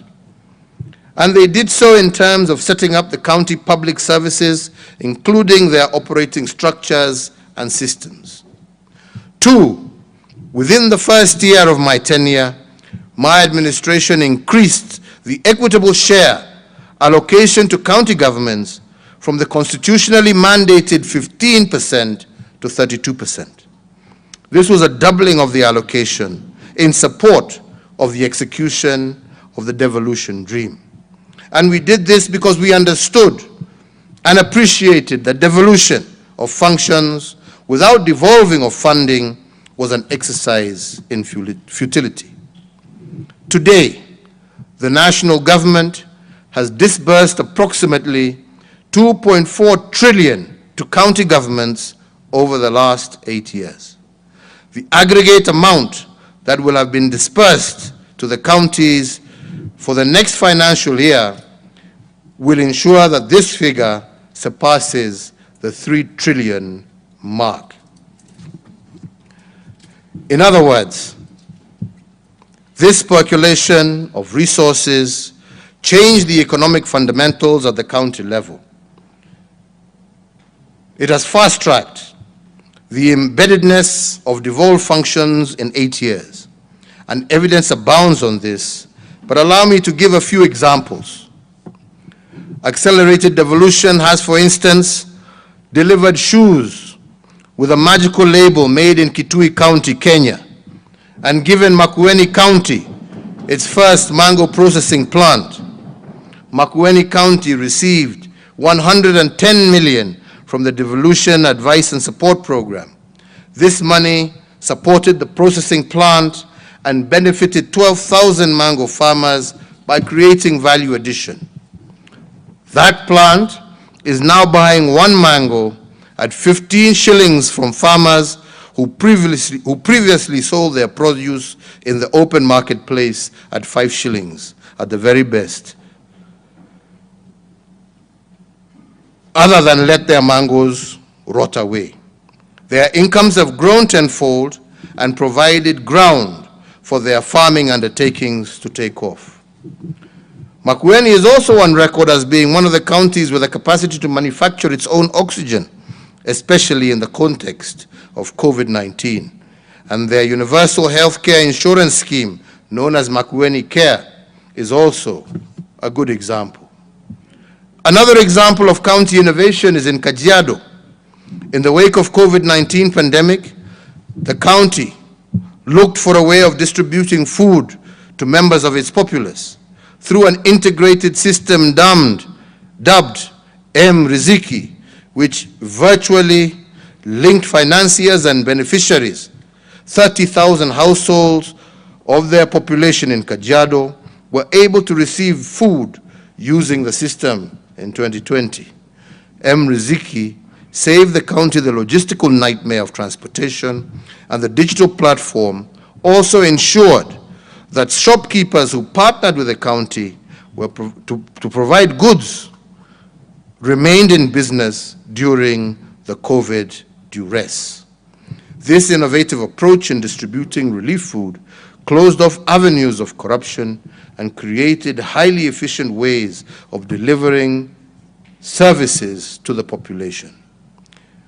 Honorable members, there are many more testimonials on how accelerating the formation of county structures and supporting them with skilled personnel, resources, and legislation has embedded devolution in the last 8 years. Once sleepy towns across the country have now roared back into life, driving not just grand infrastructure projects, but also tangible increases in household incomes of ordinary Kenyans. Mr. Speakers, as devolution takes root, and as an affirmation of the equitable development we continue to enjoy, and in keeping with the resolution of the Senate, I will tomorrow, the 1st of December 2021, have the high privilege of conferring on Nakuru Municipality city status. Nakuru City will join Kisumu, Mombasa, and Nairobi as cities, and with their reputation as East Africa's cleanest town, all of Kenya looks forward to Nakuru City growing by leaps and bounds. So, honorable members, I am happy to report to this august House that my administration has laid a firm and sound foundation for the devolved system of government, a foundation that has the potential to multiply the economic fundamentals of our county economies immeasurably. Ladies and gentlemen, you may ask why we choose to accelerate certain goals in our development agenda. Why do we choose to accelerate the issuance of title deeds, double our road network, build brand new railway lines, double our power production, double our GDP? Why has my administration taken such tremendous strides in creating accelerated development? Honorable members, it took England 200 years to industrialize. It took the United States of America 160 years, and Japan 110 years. However, we look not to these nations, but to China, which has compressed their progressive economic change experience by these countries into a single generation. Instead of taking 200 years, instead of taking the 200 years it took England to industrialize, China took only 25 years. Similarly, the 4 Asian tigers of Hong Kong, Taiwan, Singapore, and the Republic of South Korea took 25 years to industrialize instead of the hundreds of years it took others. And that is why their accelerated growth was called the Asian miracle. The secret to these miracles was acceleration. The Asian tigers, for instance, accelerated the achievement of its critical development fundamentals, and this allowed them to industrialize at a rate that was faster than normal. They contracted their development timelines by implementing aggressive interventions on multiple sectors of their economies simultaneously. This reduced the intervals between the phases of industrialization and allowed them to catch up with the West. And like these countries, the policy choices of my administration have been about contracting our development timelines through aggressive implementation of projects. We are moving with speed because there is no time like the present to deliver the dreams of Kenyans for a better tomorrow. If the acceleration model has worked for the Asian tigers, who were at the same level of development as Kenya in 1965, they can work for us too. And if these countries industrialized in 25 years because of bold choices they made, we too can set the path for economic transformation and achieve it in record time, especially if we stop stealing. Mr. Speaker, allow me to report on the second frame of my development agenda, which I referred to in my Madaraka Day speech of this year as the big push investments. These are the bold undertakings that are futuristic in outlook. Most of these interventions are in the form of roads, rail, and ports. Some of them are revival of dead capital installed by previous administrations, which are nonetheless critical to our development path today. Regarding roads, the handiwork of my administration is evident across the entire country. There are some counties that have received their first tarmac roads since God made Kenya. And this was done during my administration. And as I said earlier, in 8 years, we have built approximately the same number of kilometers of road that were built by the colonizers and the 3 previous independent administrations. And although our achievements in this area cannot be gainsaid, I want to reiterate that my administration was not building roads for their own sake. Ours was a quest to lay down tarmac not for statistical purposes only. We realized that roads are literally the path to development, and that every inch of tarmac we lay, we are accelerating businesses, creating the foundation for greater individual and national prosperity. We did it for you, the Kenyan people, to tear down the barriers that hold back every citizen from making their individual contributions to nation building. Take as an example the 27-kilometer Nairobi Expressway. Once completed next year, it will take 24 minutes to drive from Mlolongo in Machakos County to Rironi in Kiambu County. Currently, this journey takes 3 hours, which is the equivalent of flying to Addis Ababa and back to Kenya. Let me add that plans for the dual carriageway from Rironi, where the Nairobi Expressway will terminate, to Mau Summit are also at an advanced stage. And once completed, it will take 45 minutes to drive from Nairobi to Naivasha. Across the Republic, in every region, we are converting dusty Maram roads to world-class roads. Our dream is to create an efficient road network that links towns, cities, ports, stations, and markets to consumers. Over the last 8 years, and for the first time since independence, Kenya is now linked to 4 of its 5 neighbors by tarmac roads. This is how we are facilitating the economic integration of our region, tearing down every barrier to the realization of our shared aspirations as a people. For instance, by linking our road networks to the Northern Corridor, we are plugging into the multimodal trade route that links the landlocked countries of the Great Lakes region with the Kenya Maritime Seaport of Mombasa. Similarly, the East African Coastal Corridor Development Project will link us along the coastline from Malindi through to Lunga Lunga up to Bagamoyo in Tanzania and on to Dar es Salaam. The corridor will promote tourism and trade along the Indian Ocean coast. Of equal note is the Siarare Corridor, which will form an integral link to the Northern Corridor and is a major transit route for traffic to and from Tanzania, Uganda, Rwanda, Burundi, and South Sudan. It links the border town of Sirare and the border of Kenya and Tanzania to the South Sudan at Nakadok. With regard to ports, the development of Lamu Port has been of particular pride to my administration. The port was first conceptualized in 1972, 9 years after we gained independence. However, it took 39 years for works on the Port of Lamu to commence.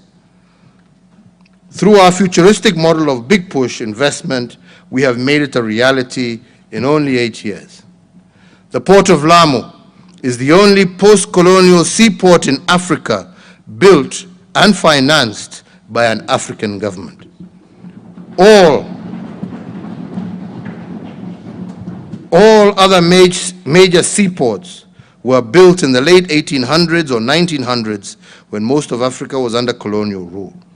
This port is therefore significant in terms of the futuristic thinking of our country. We are also in the process of building a road from Lamu through to Garissa and Isiolo, linking up to the Isiolo-Moyale road and opening up the port of Lamu and the huge potential that exists in northern Kenya and with our partners also in Ethiopia. End of part one.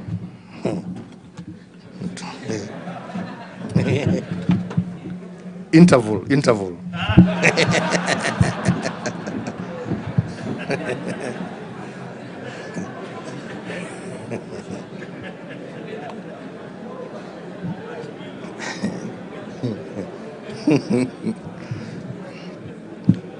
Hi. Honorable speakers, honorable members, because of the sheer depth and breadth of this port, it has the potential to reorganize the world's shipping networks by becoming a transshipment hub in Africa. Transshipment hubs are ports that allow large vessels that are unable to access destined ports of call due to their size. There are only 5 transshipment hubs globally, and the port of Lamu has the potential, honorable members, of becoming the 6th. If we remain focused on our development agenda, this will become a reality sooner than later. There is another strategic niche in the port of Lamu that is also futuristic. This port is placed right in the middle of the manufacturing hub of the Asia continent in the east and the heart of consumption in the west. The distance, honorable members, for example, between Shanghai, the manufacturing hub of the east, and Rotterdam, a major consumption port in the west, is approximately 12,000 nautical miles. But the distance between Rotterdam and Lamu is only 6,000 nautical miles. If we were to make the coastal region an outsourced manufacturing hub for Western products, the port of Lamu has the potential to cut the price of these products by half. And this would be based purely on shipping costs because the port of Lamu is half the distance to the west compared to the port of Shanghai. If we are to see the port of Lamu through these futuristic lenses, we will exploit our geographical advantages to make an imprint on global trade. Another big push investment that we have made in support of regional trade through our ports is the expansion of the Kipevu oil refinery and oil terminal. For 128 years, Kenya has served the 5 countries of the region using only one oil berth at the Kipevu oil terminal. This single oil berth could only handle 1 vessel at a time, and for the most part, it took 1 vessel days to offload its fuels. This meant that other vessels in the queue to offload had to wait, incurring huge demurrage charges and penalties by oil marketers. The resultant cost of these inefficiencies are borne by the Kenyan consumer, which overall makes our economy uncompetitive. This year alone, we lost an average of 1 billion shillings in the first 4 months in demurrage at the old Kipevu oil terminal. To tear down the barriers that make our country uncompetitive, we have now put in place a new oil terminal that I shall be opening soon that will accommodate up to 4 vessels at a time, and instead of taking a whole day of loading fuel, each of the 4 vessels will take 5 hours to offload their fuel cargo. This means that every terminal will have the capacity to handle over 20 vessels a day. Put differently, if the old terminal handled 300 fuel vessels per year on average, the new terminal has the capacity to handle 7,300 vessels annually, coupled with the improved transportation system connecting Kenya with its neighbors, the expanded capacity will boost our regional trade as well as remove the cost of demurrage and penalties that the Kenyan consumer has to pay. Mr. Speaker, one of my administration's key priorities has also been to revive state undertakings that have been designated as dead capital. I have done this as part of our big push investment because the utility of these state undertakings could not be allowed to go to waste. To increase the speed of reviving this dead capital, I elected to use the Kenya Defence Forces because of their unity of command, military efficiency, and reasonable pricing. As an example, after KDF took over the Kenya Meat Commission, they turned it around in just a few months. Whereas previously, it took farmers 4 years to be paid, they are now paid in 72 hours. KMC has resuscitated the outlets that KMC have, collecting today approximately 1 million shillings every day. Previously, this outlet collected 8,000 shillings daily. Mujiulize hiyo pesa ingine ilikuwa inaenda wapi? This 1 million translates to 30 million every month and Kenya shillings 3.6 billion annually in just one outlet. Before September 20th, such revenue would have been impossible because slaughtering was limited to a few or no animals in a month. To enhance further the profitability of KMC, we have linked it to another dead capital that my administration has revived, the meter gauge railway from Nairobi to Nyanyuki, which has been revived under the KDF. The KMC is now using it to transport more than 200 animals weekly.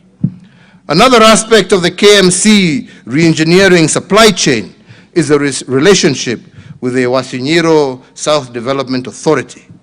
This authority has a tannery and leather factory, which the KMC has been supplying with hides and skins. Although the factory is still not yet complete, it has so far produced about 840,000 square feet of finished leather, partly from KMC supplies. And once complete, it is expected to produce over 1.2 million square feet of finished leather per year. Apart from the revival of KMC, the Nairobi-Nyanyuki Railway, in partnership with the Kenya Railway Corporation and KDF, has revamped the 217-kilometer Nairobi-Kisumu Railway, a railway that had been abandoned for over 2 decades. But today, it now boasts 18 stations, 46 bridges, and 27 viaducts.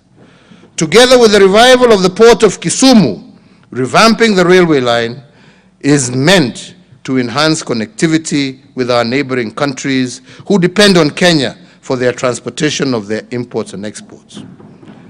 Another uplifting story of revival of dead capital is our big push investment in the port of Kisumu and the reconditioning of MV Uhuru vessel. To transport fuel prior by road from Kisumu or Eldoret to Uganda took 72 hours because of the long queues at the Malaba border.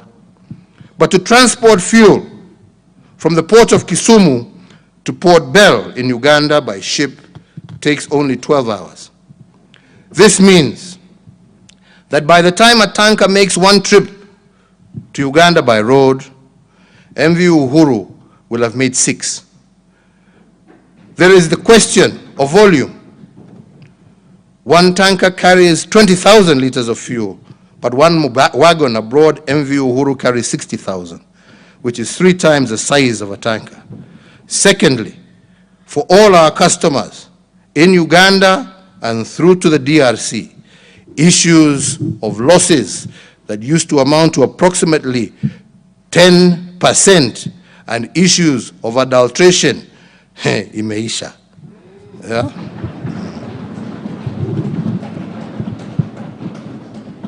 To date, we have transported over 80 million liters of fuel across Lake Victoria to Uganda. Mr. Speaker, my administration has set in motion the process of reviving the blue economy. A blue economy strategy is set to reclaim all fish landing sites is in place, and we have set up a Coast Guard to secure our maritime assets, and we have come up with a legal framework that will ensure that all fish caught in Kenyan waters are landed in Kenya. It is worth for Parliament to note that in the 1990s, Kenya used to process 5% of the global loin tuna catch. This was produced by a company known as Wananchi Marine Products Limited, based in Liwatoni in Mombasa. When this company, for reasons, collapsed, Kenya's tuna was extracted by other countries and resold in foreign markets. Inability to export our tuna resources has seen Kenya lose a potential revenue of Kenya shillings 3 trillion since 1982, when the exclusive economic zone was set up by the United Nations. And to revive this dead capital, my administration formed the Kenya Fishing Industries Corporation in 2019 to regulate the exploration of Kenya's maritime and fish products. This corporation took over from the defunct Wananchi Marine Products, and it is in the process of setting up marine landing sites and processing plants in Lamu, Shimoni, and Liwatoni. Once fully operational, the goal is to land 300,000 metric tons of tuna every year and to employ a workforce of approximately 60,000 people. This industry has the potential to rake in for Kenya 200 billion shillings. Overall, as we seek to improve our infrastructure, our commitment to sustainable development is uncompromising. It is the solemn duty of present generations to consciously conserve their natural beauty, ecological splendor, and pristine environment that we received from our forefathers and from generations before them. And this to pass on to future generations in as a good state as we can, unbroken as it was given to us, if not in better condition. In this regard, I note with satisfaction that our Greening Kenya campaign continues to gain momentum, and as a result, approximately 71,794 kilometers squared of our homeland is currently constituted of tree cover, representing 12.12%, while 52.279 kilometers squared of our country is under forest cover, which represents 8.83, up from 6% previously. Mr. Speakers, we are indeed on course to meet our target of 10% forest cover by the year 2024. For trees are without doubt the lungs of our nation. Mr. Speaker, now I turn to the third frame, which I have used to organize the achievement of goals in my administration.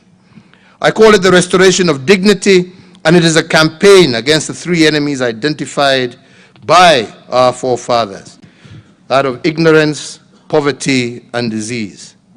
The founding fathers of our nations defined dignity as freedom from want and freedom from fear. They taught us that there is no self-rule where there is no self-worth. And under this frame, I will report on the state of our water, health, education, and security sectors. Where there is no access to clean drinking water, there is no dignity. And that is why my administration prioritized and succeeded in providing 35 million people with access to clean water. When I took office in 2013, our entire country was served by just 99 public boreholes. In the past financial year alone, we have managed to sink 262 public boreholes, and today more than 2,511 public boreholes have been sunk since 2013, a 25-fold increase in the previous number of boreholes. In order to continue this widening of access to clean water, my administration has over the years invested over 200 billion to implement various dams and other integrated community projects that will increase water supply to vulnerable communities. In the Nairobi metropolitan area alone, the project is set to supply 41.3 million liters of water per day to an additional 2.1 million residents. This is critical because the poverty of dignity is most pronounced in water-scarce economies of the informal settlements and in vulnerable communities. For instance, as is known by some members here, the average daily consumption of water per household in informal settlements in Nairobi is 40 liters. If the price of 40 liters is 40 shillings, a household will have to spend 1,200 shillings per month buying water alone. This is 20% of the income of an average family in most of our informal settlements. And for the most part, the price of water has been higher than that of rent. The poverty of dignity is well illustrated when one considers that the price of water for the rest of Nairobi is Kenya shillings 46 per 1,000 liters. Put differently, the dwellers of our informal settlements have been paying 25 times more for water compared to the rest of Nairobi dwellers. And this is why the Nairobi Metropolitan Service has set up 1,600 water points in all our informal settlements to supply free water to the residents. This initiative has saved dwellers of these settlements up to 20% of their incomes and approximately 1,200 shillings per household, and this is what I call freedom from want. Mr. Speaker, one of the most indignifying challenges of our people has been the high cost of healthcare. There are many testimonies of how families have had to sell ancestral land to cater for high medical bills. This not only rips them of their dignity, but also deprives future generations of ancestral address. The objective of my administration is to end this by providing 100% universal health coverage for essential health services by starting this year. The constitutional right to health care is the element that my administration has been consistently working to fulfill by investing in health facilities, medical equipment, and human resources for health. Our success in this area has been lauded internationally. According to Healthcare Index, which gives a single measure of the state of each country's health system based on data provided by the World Health Organization, Kenya today ranks third behind South Africa and Tunisia among the most improved health systems in Africa in the year 2020. To achieve this, my administration has had to work to increase affordability and availability of healthcare services for all Kenyans. Access speaks to the geographical availability of healthcare facility services, affordability to both the cost of healthcare services and the ability of Kenyans to pay for these medical services. And availability speaks to the extent to which our healthcare facilities have the necessary resources to meet the health needs of Kenyans. In terms of access to healthcare, when my administration took over in 2013, the number of health facilities across the country stood at 4,430.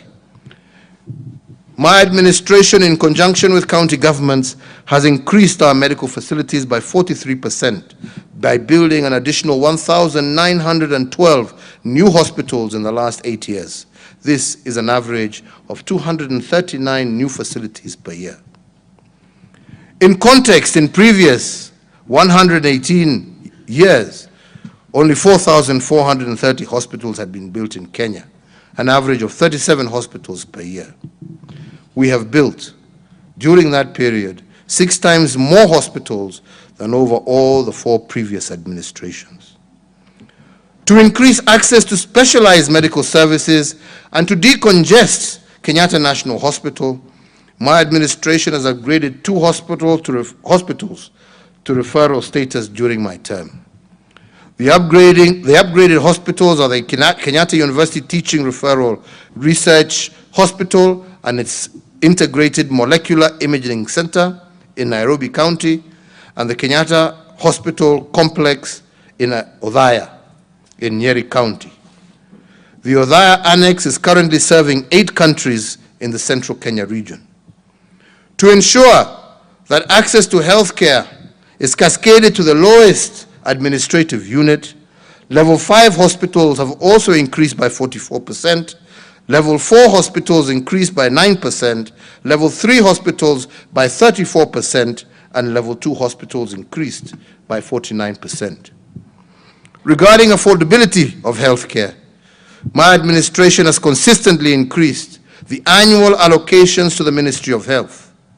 Kenya today has the highest budgetary allocation for health in East Africa, which currently stands at 121.1 billion for the year 2021.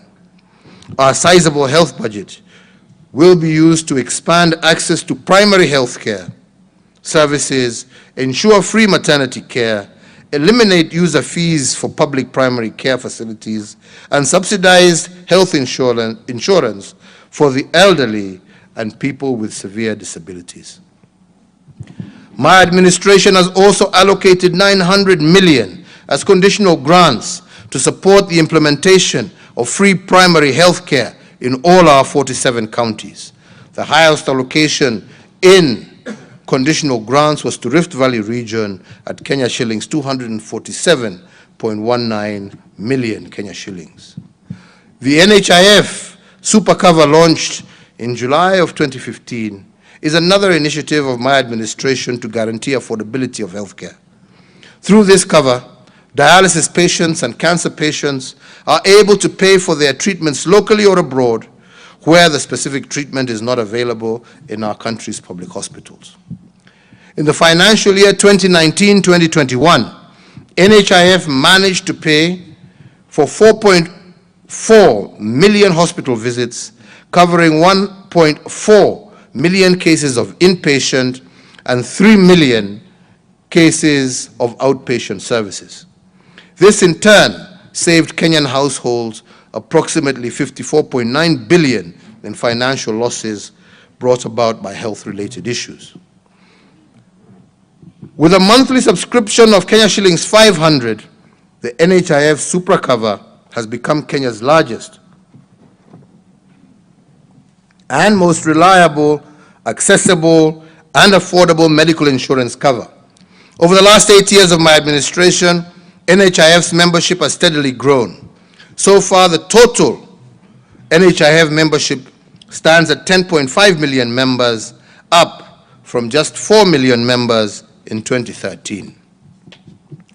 Mr. Speakers, I acknowledge with appreciation that the National Assembly recently passed the National Hospital Insurance Fund Amendment Bill 2021, and the same is now presently before the Senate.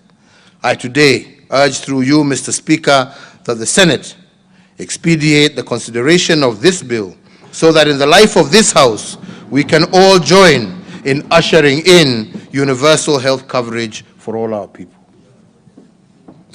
Mr. Speaker, honorable members, let us tear down the barriers that inhibit our quest to deliver quality health care for all Kenyans.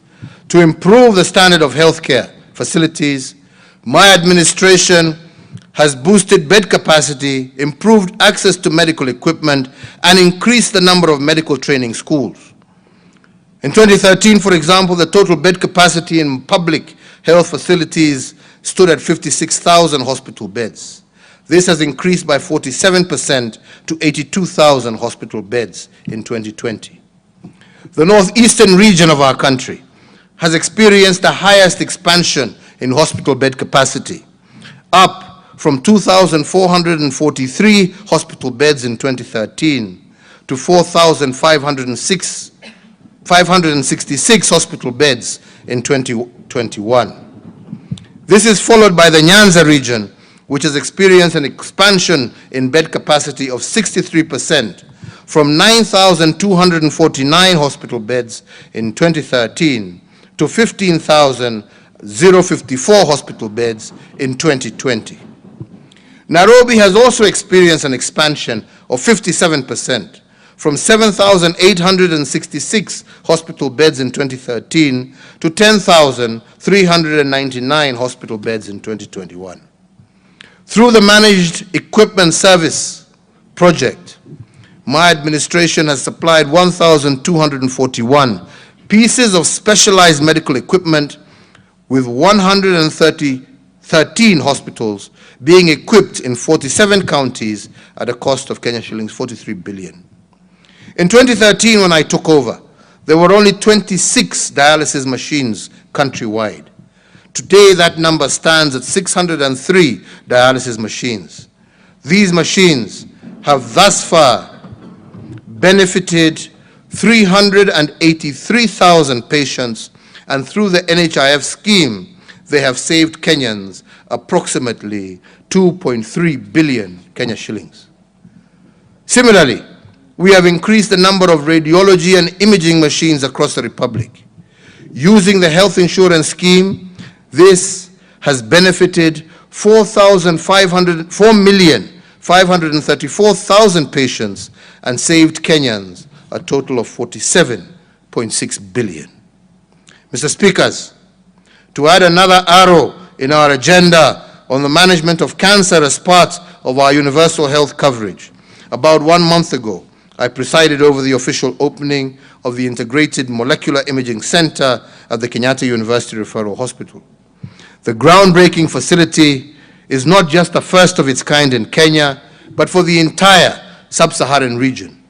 As a result, many of our patients suffering from cancer will now have the benefit of early detection, leading to early treatment and cure, and thus saving many, many lives. This will in turn relieve our families of acute financial stress and burden that comes with a cancer diagnosis, and the physical and emotional burden that comes along with the management of the disease. Honorable members, regarding medical training, the number of Kenya medical training college campuses has increased from 28 campuses in 2013 to 71 campuses today. This year, the number of graduates of KMTC was 3,319 compared to 111 graduates when I took over in 2013. Similarly, the number of medical doctors trained annually has shot up from 620 in 2013 to 900 medical doctors in 2021. Finally, with regard to health, my administration has prioritized the universal achievement of the right to reproductive health care as required by our Constitution. Indignity takes many forms, and the most violating forms of these indignity takes many forms, and the most violating forms of these that dispossesses mothers, and that is why my administration has committed itself to providing the highest standard of reproductive health through free maternity care. In 2016, my administration introduced the Linda Mama program, which has led to the increase of birth deliveries by skilled providers from 43% to currently 62%. This has also fostered a decline in maternal mortality rates by 26%. Under Linda Mama, all pregnant women are eligible for free maternity health care, and even those women not covered under NHIF, each mother is allocated between 2,500 and Kenya shillings 30,000, depending on whether the birth is normal or by cesarean section. Thus far, Linda Mama has benefited 5.8 million Kenyan women and has saved Kenyans 81.4 billion through the health insurance component of the program. With Linda Mama, I am confident that we can achieve the freedom from want for our vulnerable mothers, and now our children can be born in dignity. On liberating our people from poverty of dignity and making them health assured, a good example is the work of the Nairobi Metropolitan Service. During one of my inspection tours during the COVID period in Mukuru kwa Ruben, I was saddened to learn that 500,000 people were being served by a private health facility which only had 8 beds. A woman giving birth in this facility cannot be admitted for more than 2 hours. In fact, after giving birth, she had to get out in 1 or 2 hours in order to give way for other patients. The only time that she can stay for a day is if she has complications and cannot be transferred immediately by a family member to an alternative facility. This is not a problem. This is not poverty. If this is not poverty of dignity, I don't know what is. To resolve this embarrassment and to enhance access to quality health care for our fellow citizens living in informal settlements, I ordered for the establishment of 15 fully fledged health centers within the Nairobi metropolis. Among them, Mudhua Udhiru Health Center, Tasia Health Center, Gumba Madhare Health Center, Lakisama Health Center, Kayole Soweto Dispensary. Besides the 15 above, construction works are also ongoing in regard to an additional 10 facilities within the metropolis. Mr. Speaker, enabling Kenyans to have decent and affordable homes has been one of the pillars of the Big Four agenda, and the affordable housing program has been, over the last 4 years, my keen intention. We have had problems in passing legislation before this House, but I can happily say that despite this, we have seen an increase in private investment also in the housing sector, amounting to some 2.12 trillion Kenya shillings. And these investments have yielded over 186,000 housing units, a remarkable 43% increase of housing units compared to the year 2013-2017. The general prices of houses have decreased slightly, and we must continue to see what it is that we can do together to increase the amount available in terms of affordable housing. And this will therefore result in many more Kenyans being able to enjoy the dignity and pride that comes with owning a home. To institutionalize this affordable housing program into prosperity, and in partnership with some of our development partners, we have also established the Kenya Mortgage Refinance Company. This financing powerhouse provides long-term, large-scale funding to banks and SACCOs, which in turn avails these funds to home buyers at flexible and affordable interest rates of below 10%. Therefore, the dream of owning a home today is a greater possibility to many more of our fellow citizens than it was 4 years ago. But here, honorable members, there is much more that we can do. Mr. Speaker, food security is another key pillar of the Big Four agenda, and to ensure significant improvement in farm productivity and by enhancing the quality of farm inputs and reducing reliance on rain-fed agriculture. In the last year, we have seen the price of maize meal retailing between Kenya shillings 95 and Kenya shillings 105. However, despite a bumper crop in some parts of our country, due to the poor performance of the short rains in 2020 and the long rains this year, parts of our country have suffered severe drought situations, and as a result, 2.1 million of our fellow citizens are food insecure. The recurrence of drought is a phenomenon that successive administrations have grappled with little success. And even though we have made progress in the mitigation of drought, the progress has not been fast enough. So as part of our state response, we launched an elaborate framework for ending drought emergencies in Kenya. The framework focused on investing in interventions that will build the resilience of all vulnerable households to drought. This included over Kenya shillings 25 billion investments in the foundations of development of such as sustainable peace building, conflict management, water harvesting, and supply, road construction and improvement, education and training, health and nutrition services. In addition, investment in community-based resilience and drought preparedness projects has also been accelerated through the support of the national as well as county governments, as well as our development partners. The aim of this investment is to improve the livelihoods of vulnerable households by diversifying their livelihoods.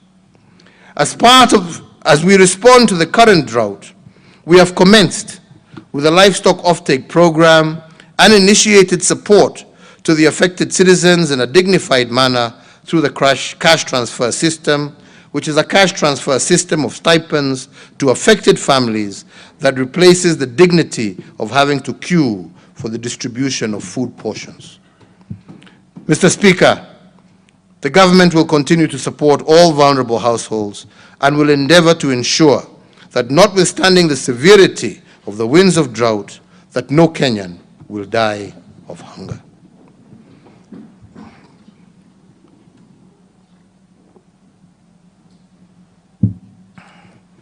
If dignity is freedom from want, accompanied by freedom from fear, then I can confirm to this House that we have done a lot to liberate our people from want, but I also want to underscore that maybe more has to be done to liberate our people from fear, that more has been done to liberate our people from fear, yet very little has been spoken about it.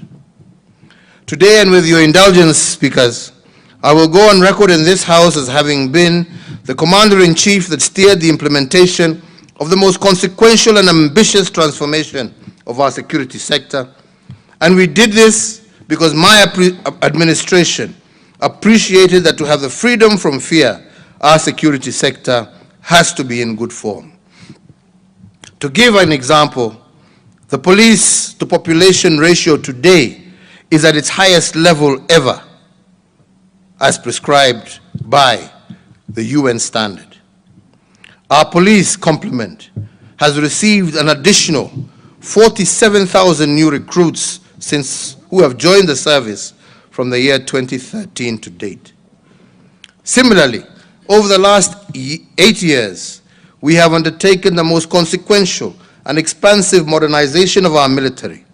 And in fact, the reform undertakings in the military are actually unparalleled in our nation's history.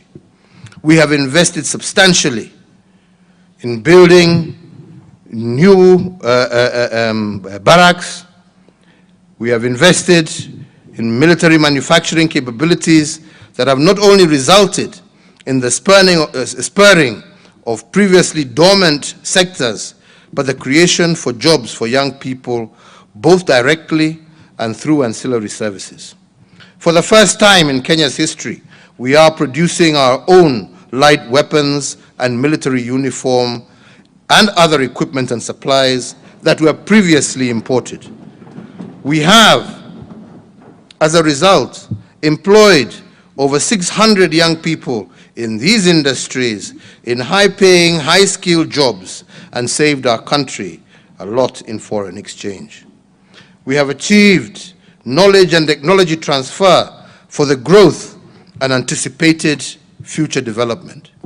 And this is because I am determined to tool and to retool our security forces to the highest standards attainable, and this is the only way we will guarantee freedom from fear for our people and indeed secure our territorial integrity. Mr. Speaker, sir, on territorial integrity, I want to go on record in this House that our forefathers bequeathed us our homeland and nation. The government of Kenya will do everything possible to preserve the territory of this great republic and ensure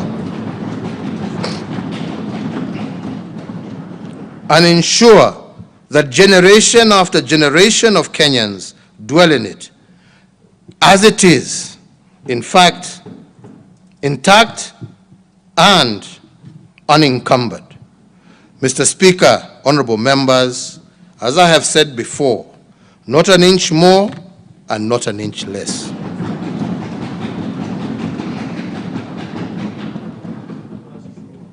Honorable speakers, this aside, I want to say that the health of our security system is not only as good,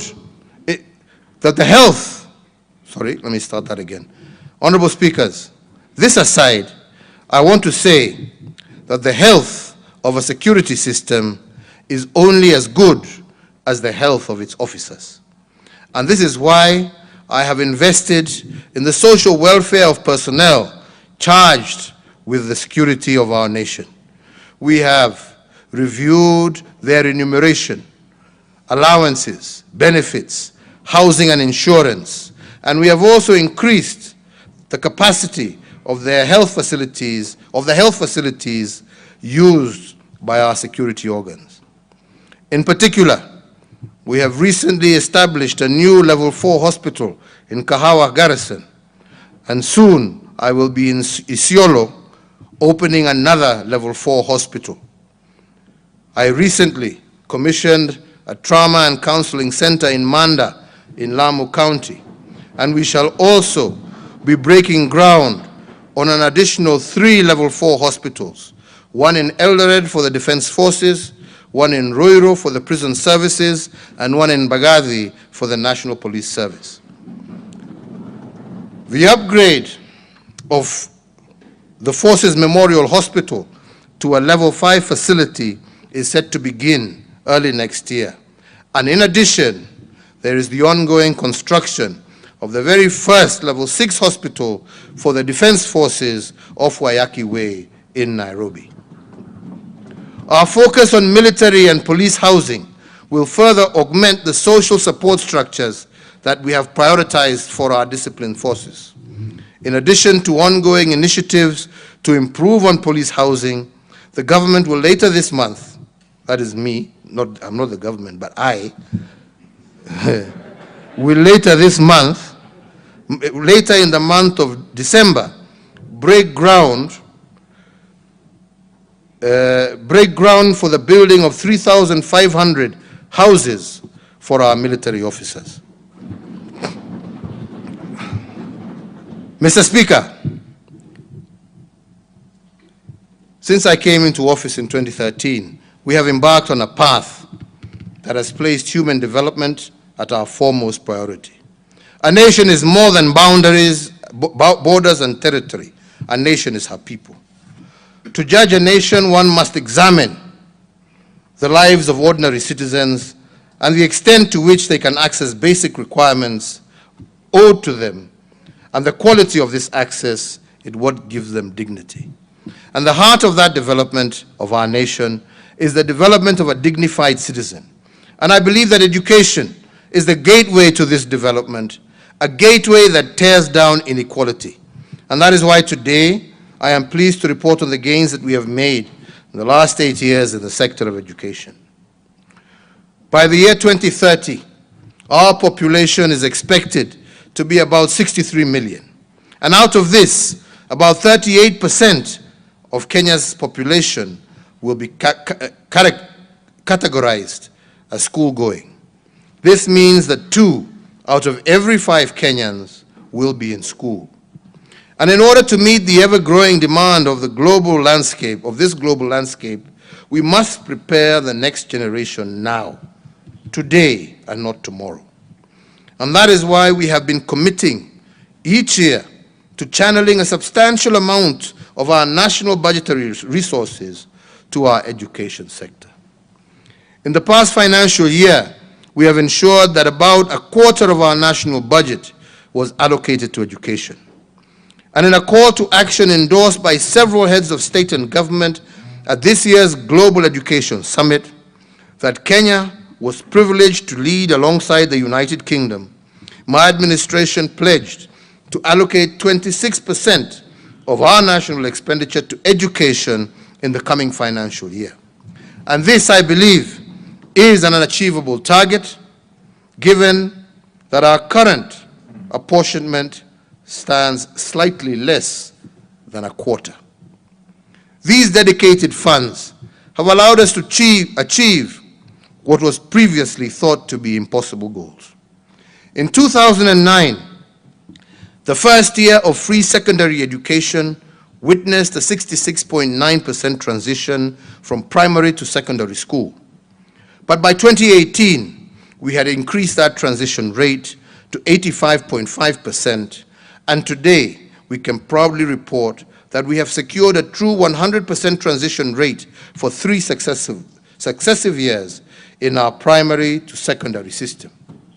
Equally important is to note that we have now achieved the global feat of a 1-to-1 book ratio in all our public primary and secondary schools. This has improved the quality of education and reduced the cost of education on parents.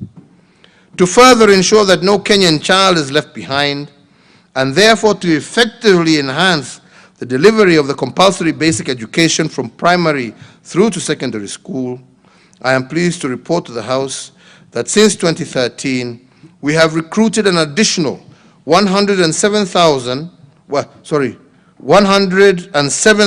teachers, approximately comprising of 54,775 primary school teachers and 52,453 secondary school teachers.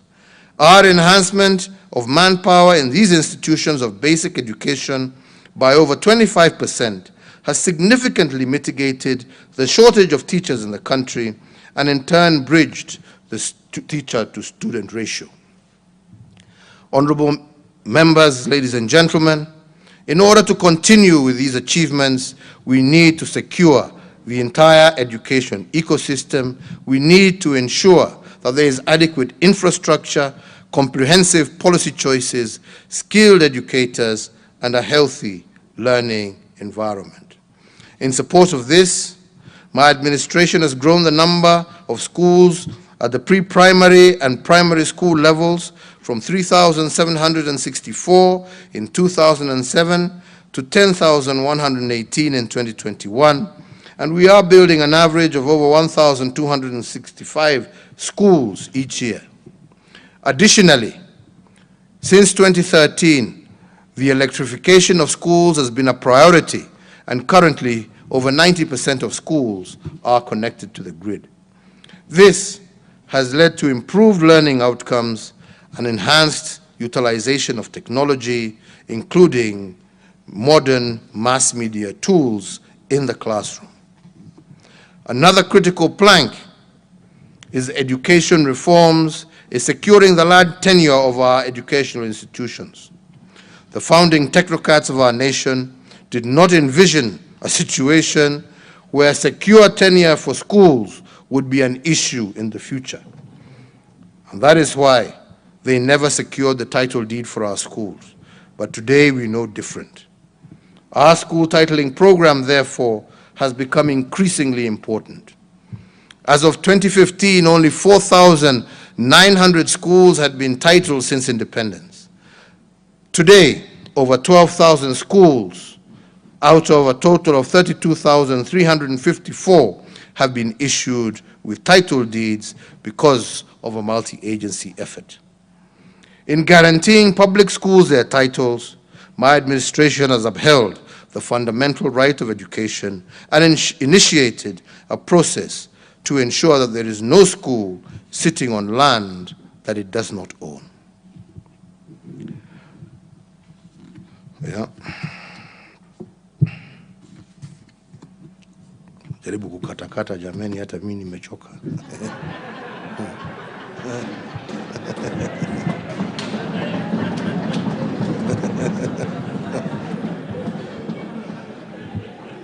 Honorable Speaker, honorable members, let me conclude my address by speaking about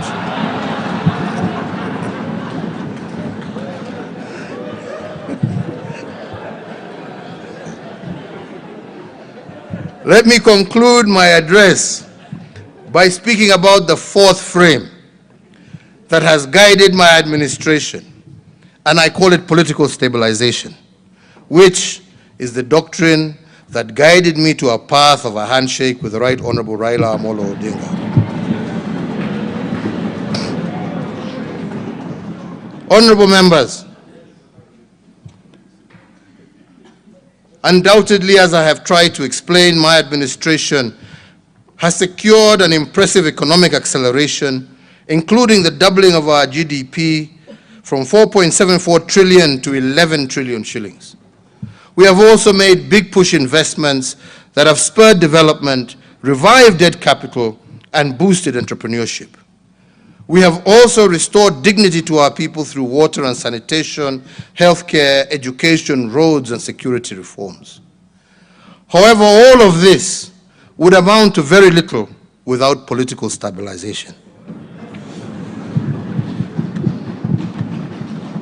If every 5 years, toxic political climate and election time tensions would reverse the gains painfully secured, our impressive development record of accomplishment would be an immense tower, sadly built on sand but not rock. For the record, political stabilization is not an end in itself. It is a continuous process that every administration, even those that come after me, must apply their minds to and secure. And let me explain. Next month, we will be celebrating 30 years of political pluralism gained following the reintroduction of multi-party politics through the repeal of Section 2A of the former Constitution on the 10th of December, 1991. From the Mulolongo voting system of the KANU era to our vibrant democracy today, we must celebrate the journey that we have taken and the expanded fields of freedom that we enjoy. While undoubtedly multi-party politics has been a much better democratic platform than the single-party state, we must not ignore the very real negative aspects of our politics and electioneering. The evidence of this is plainly observable in the elections of 1992, 97, 2007, 2013, and 2017, and only in 2002, when, well, yours truly surrendered easily, is the only one that did not have a problem. In 1992, the election cost us Kenya shillings 248 billion in lost economic growth. Lives were lost and populations displaced. And during this election, Kenya's foreign direct investment at the time fell by 2/3, from Kenya shillings 1.8 billion to Kenya shillings 600 million. In 2007, the election eroded the equivalent of Kenya shillings 250 billion in lost economic growth in a matter of days. Lives were lost and populations displaced, just as had been the case to a far lesser extent in 1997. In 2017, we lost close to Kenya shillings 1 billion every working hour for the 123 days we held the election. And in fact, in 2017 election, the economy lost approximately 1 trillion in response to that particular electioneering period. And the question I pose, therefore, to the leadership of this country present here today is this: is this right? Is this trajectory the logical path that our country should take? Thank you. And as I have said before, our country has been in a constitutional moment since 2017. The only question is, what should we do with this constitutional moment? If we do not embrace it, how will it return to punish our nation? And if we embrace it, who are the winners and losers of that moment? That, honorable members, is the question before us today. The parliamentary record, as well as history, reflects that during this reporting period, my administration did attempt to resolve the constitutional dilemma facing our country. We went to the people, and 5 million Kenyans agreed to initiate the process of putting the First Amendment to the 2010 Constitution to a vote. The First Amendment, honorable members, was thereafter taken to county assemblies, where it received nearly unanimous endorsement. In this august parliament, the people's elected representative gave the first mandate a clear nod of approval by a margin in excess of 2/3. If indeed, and I speak to those that need to listen to this, if indeed Article 1 of the 2010 Constitution states that all sovereign power rests in the people of Kenya and can be exercised either directly or through their representatives, the people made their voices heard with regard to the First Amendment.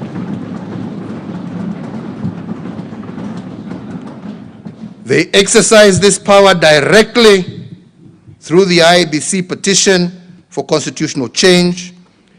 They made this petition indirectly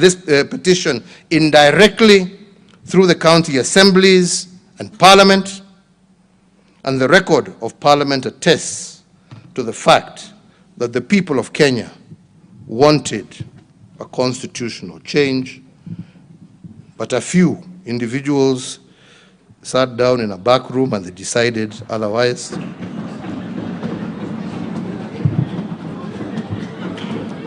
That said, and this being a house of records, I must record what we lost from the First Amendment, and I am doing this for parliamentary record and for posterity. The first loss was equity in resource allocation. In missing the First Amendment to the 2010 Constitution, Kenya missed the possibility to increase the minimum county allocation from the current 15% to 35%. My administration, as I mentioned earlier, has increased this allocation to 30%, but this only through administrative fiat. But to anchor this goodwill in the Constitution so that devolution is embedded, we wanted a constitutional amendment that was clear and certain.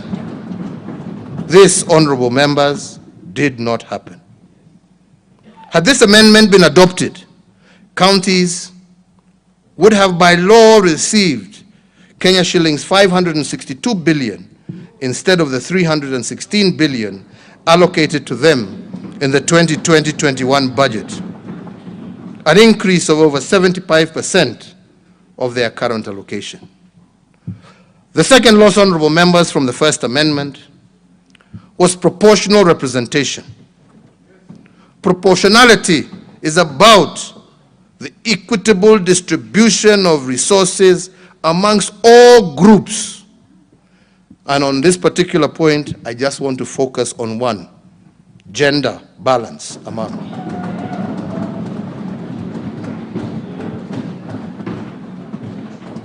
The First Amendment to our Constitution would have ensured that 50% of all senators were women. And the logic here was to ensure that if we percolate the proposed 35% of our national revenues to counties, women should be at the center of decision-making on how this revenue is utilized. But, honorable members, this did not happen. The third loss was about expanding our national executive to accommodate a broader face of Kenya and to expand representation. This would have constitutionalized the end of the winner-takes-all outcomes of elections that creates so much toxicity and tension. Again, honorable members, this did not happen. Honorable members, we cannot behave like the proverbial ostrich and bury our heads in the sand. A constitutional moment does not resolve itself simply by being ignored. The need for political stabilization is, I believe, the most urgent task facing Kenyans today. And it is the foundation, upon which our greater justice, fairness, health, wealth, and security will be built on. And for this reason, I want to believe, honorable members, that that which did not happen will happen.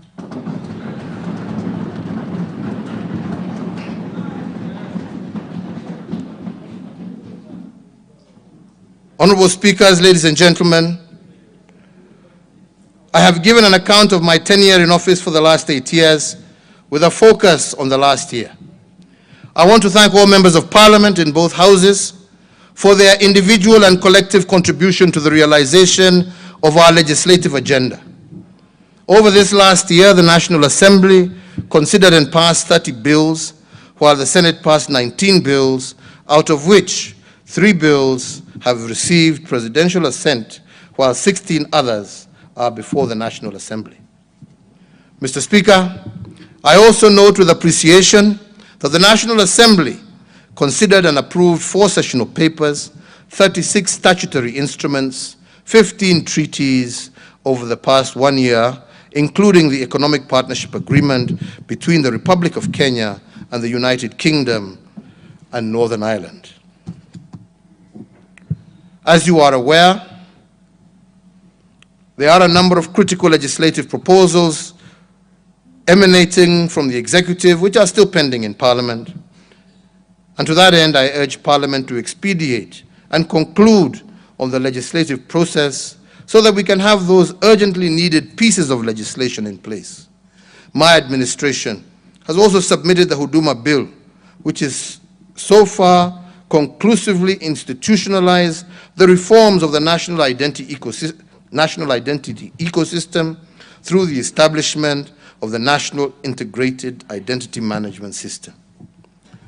The other seminal legislative proposals include the Political Parties Amendment Bill, the Political Party Membership Regulation, the Government Contracts Bill, the Kenya National Blood Transfusion Bill, the Irrigation Amendment Bill 2021, the Irrigation Amendment Bill, the Kenya National Library Services Bill, the Proceeds of Crime and Anti-Money Laundering Amendment Bill 2021, and once enacted into law, the Proceeds of Crime and Anti-Money Laundering Amendment will enhance the integrity of our financial system by closing the last loopholes in our war against money laundering and other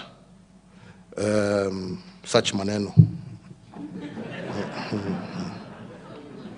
This amendment is not in any way expected to erode a key tenet of the legal practice of advocate-client privilege. I, however, note that on Friday this week, Parliament shall proceed to its traditional long recess. To that end, through you, honorable speakers, I urge Parliament to consider adjusting its calendar to ensure that all the critical legislation and legal instruments, including those related to elections, are concluded in a timely manner. As we look for the future, honorable members, I see great promise. However, just as I said earlier, we must be bold enough to shape it. In just about 8 years, our National Development Blueprint, Kenya Vision 2030, will have run its course, and with it will come the dawn of the 4th decade of the 21st century. By 2030, Kenya will be home to about 63 million of us. The foundation that successive administrations have built will bear true dividends if we boldly reimagine our futures. But if we go it alone, we might not secure the best opportunities for our children. In my eyes, our best chance as individual African nations is to embrace a continent where there is free movement of persons, goods, services, and capital as is characterized under the Africa Free Trade Arrangement. This is because, as I have said before, we are not competitors, but rather comrades with a shared dream which will be achieved much faster through collaboration.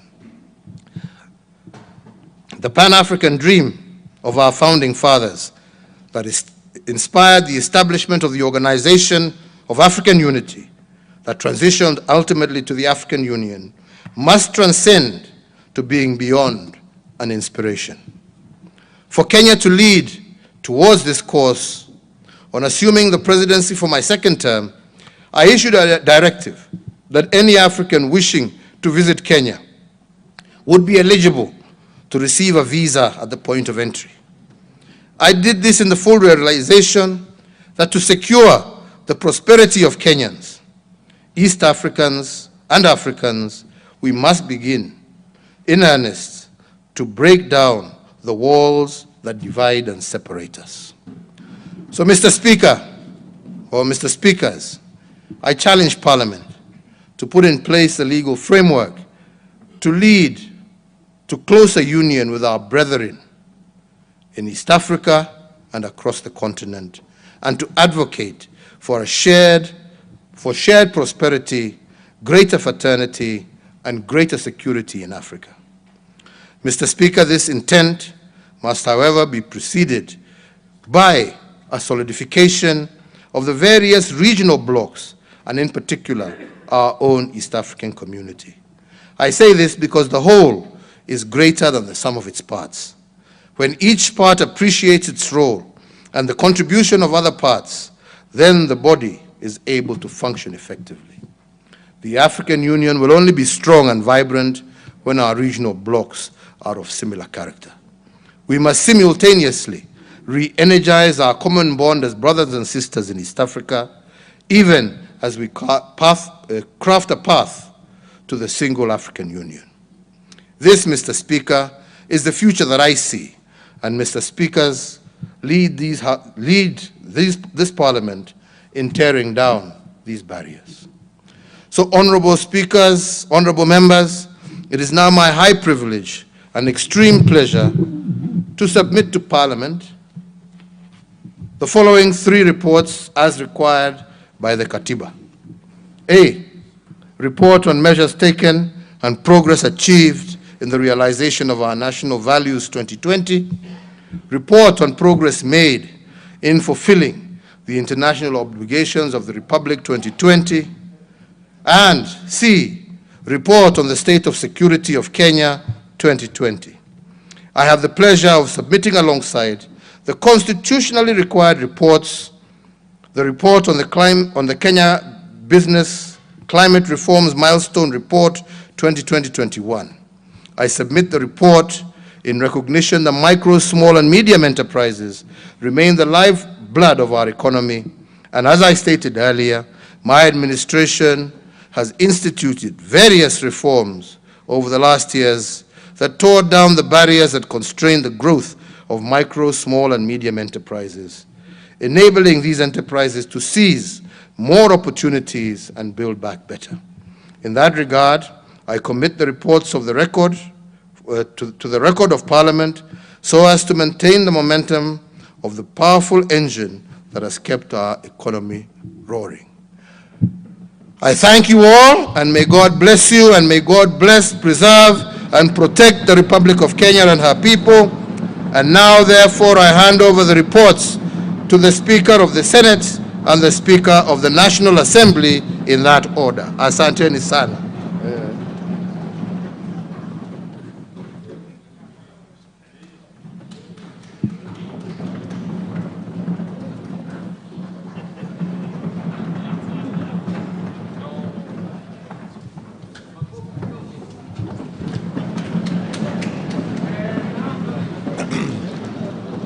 Okay, order, Senators. Order, members. Honorable Senators, having concluded the only business on today's order paper, the Senate now stands adjourned until tomorrow, Wednesday, 1st December 2021 at 9:30 a.m. in the Senate chamber. I thank you.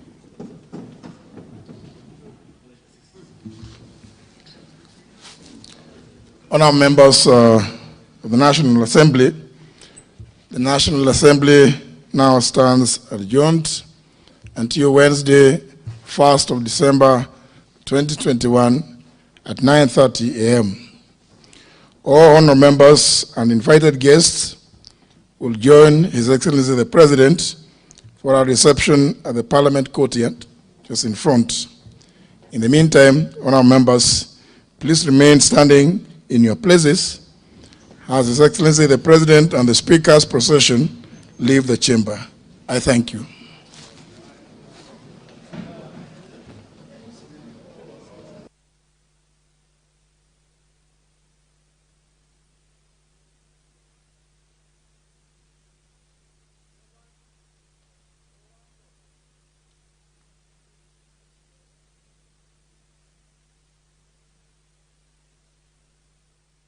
You have been watching a special sitting of Parliament of Kenya, the joint sitting of the Senate and the National Assembly, where President Uhuru Kenyatta has been giving the State of the Nation address.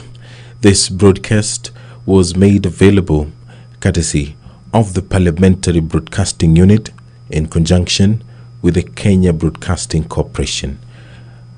I now hand you over to John Jacob Kioria at the Parliament of Kenya buildings. Good evening.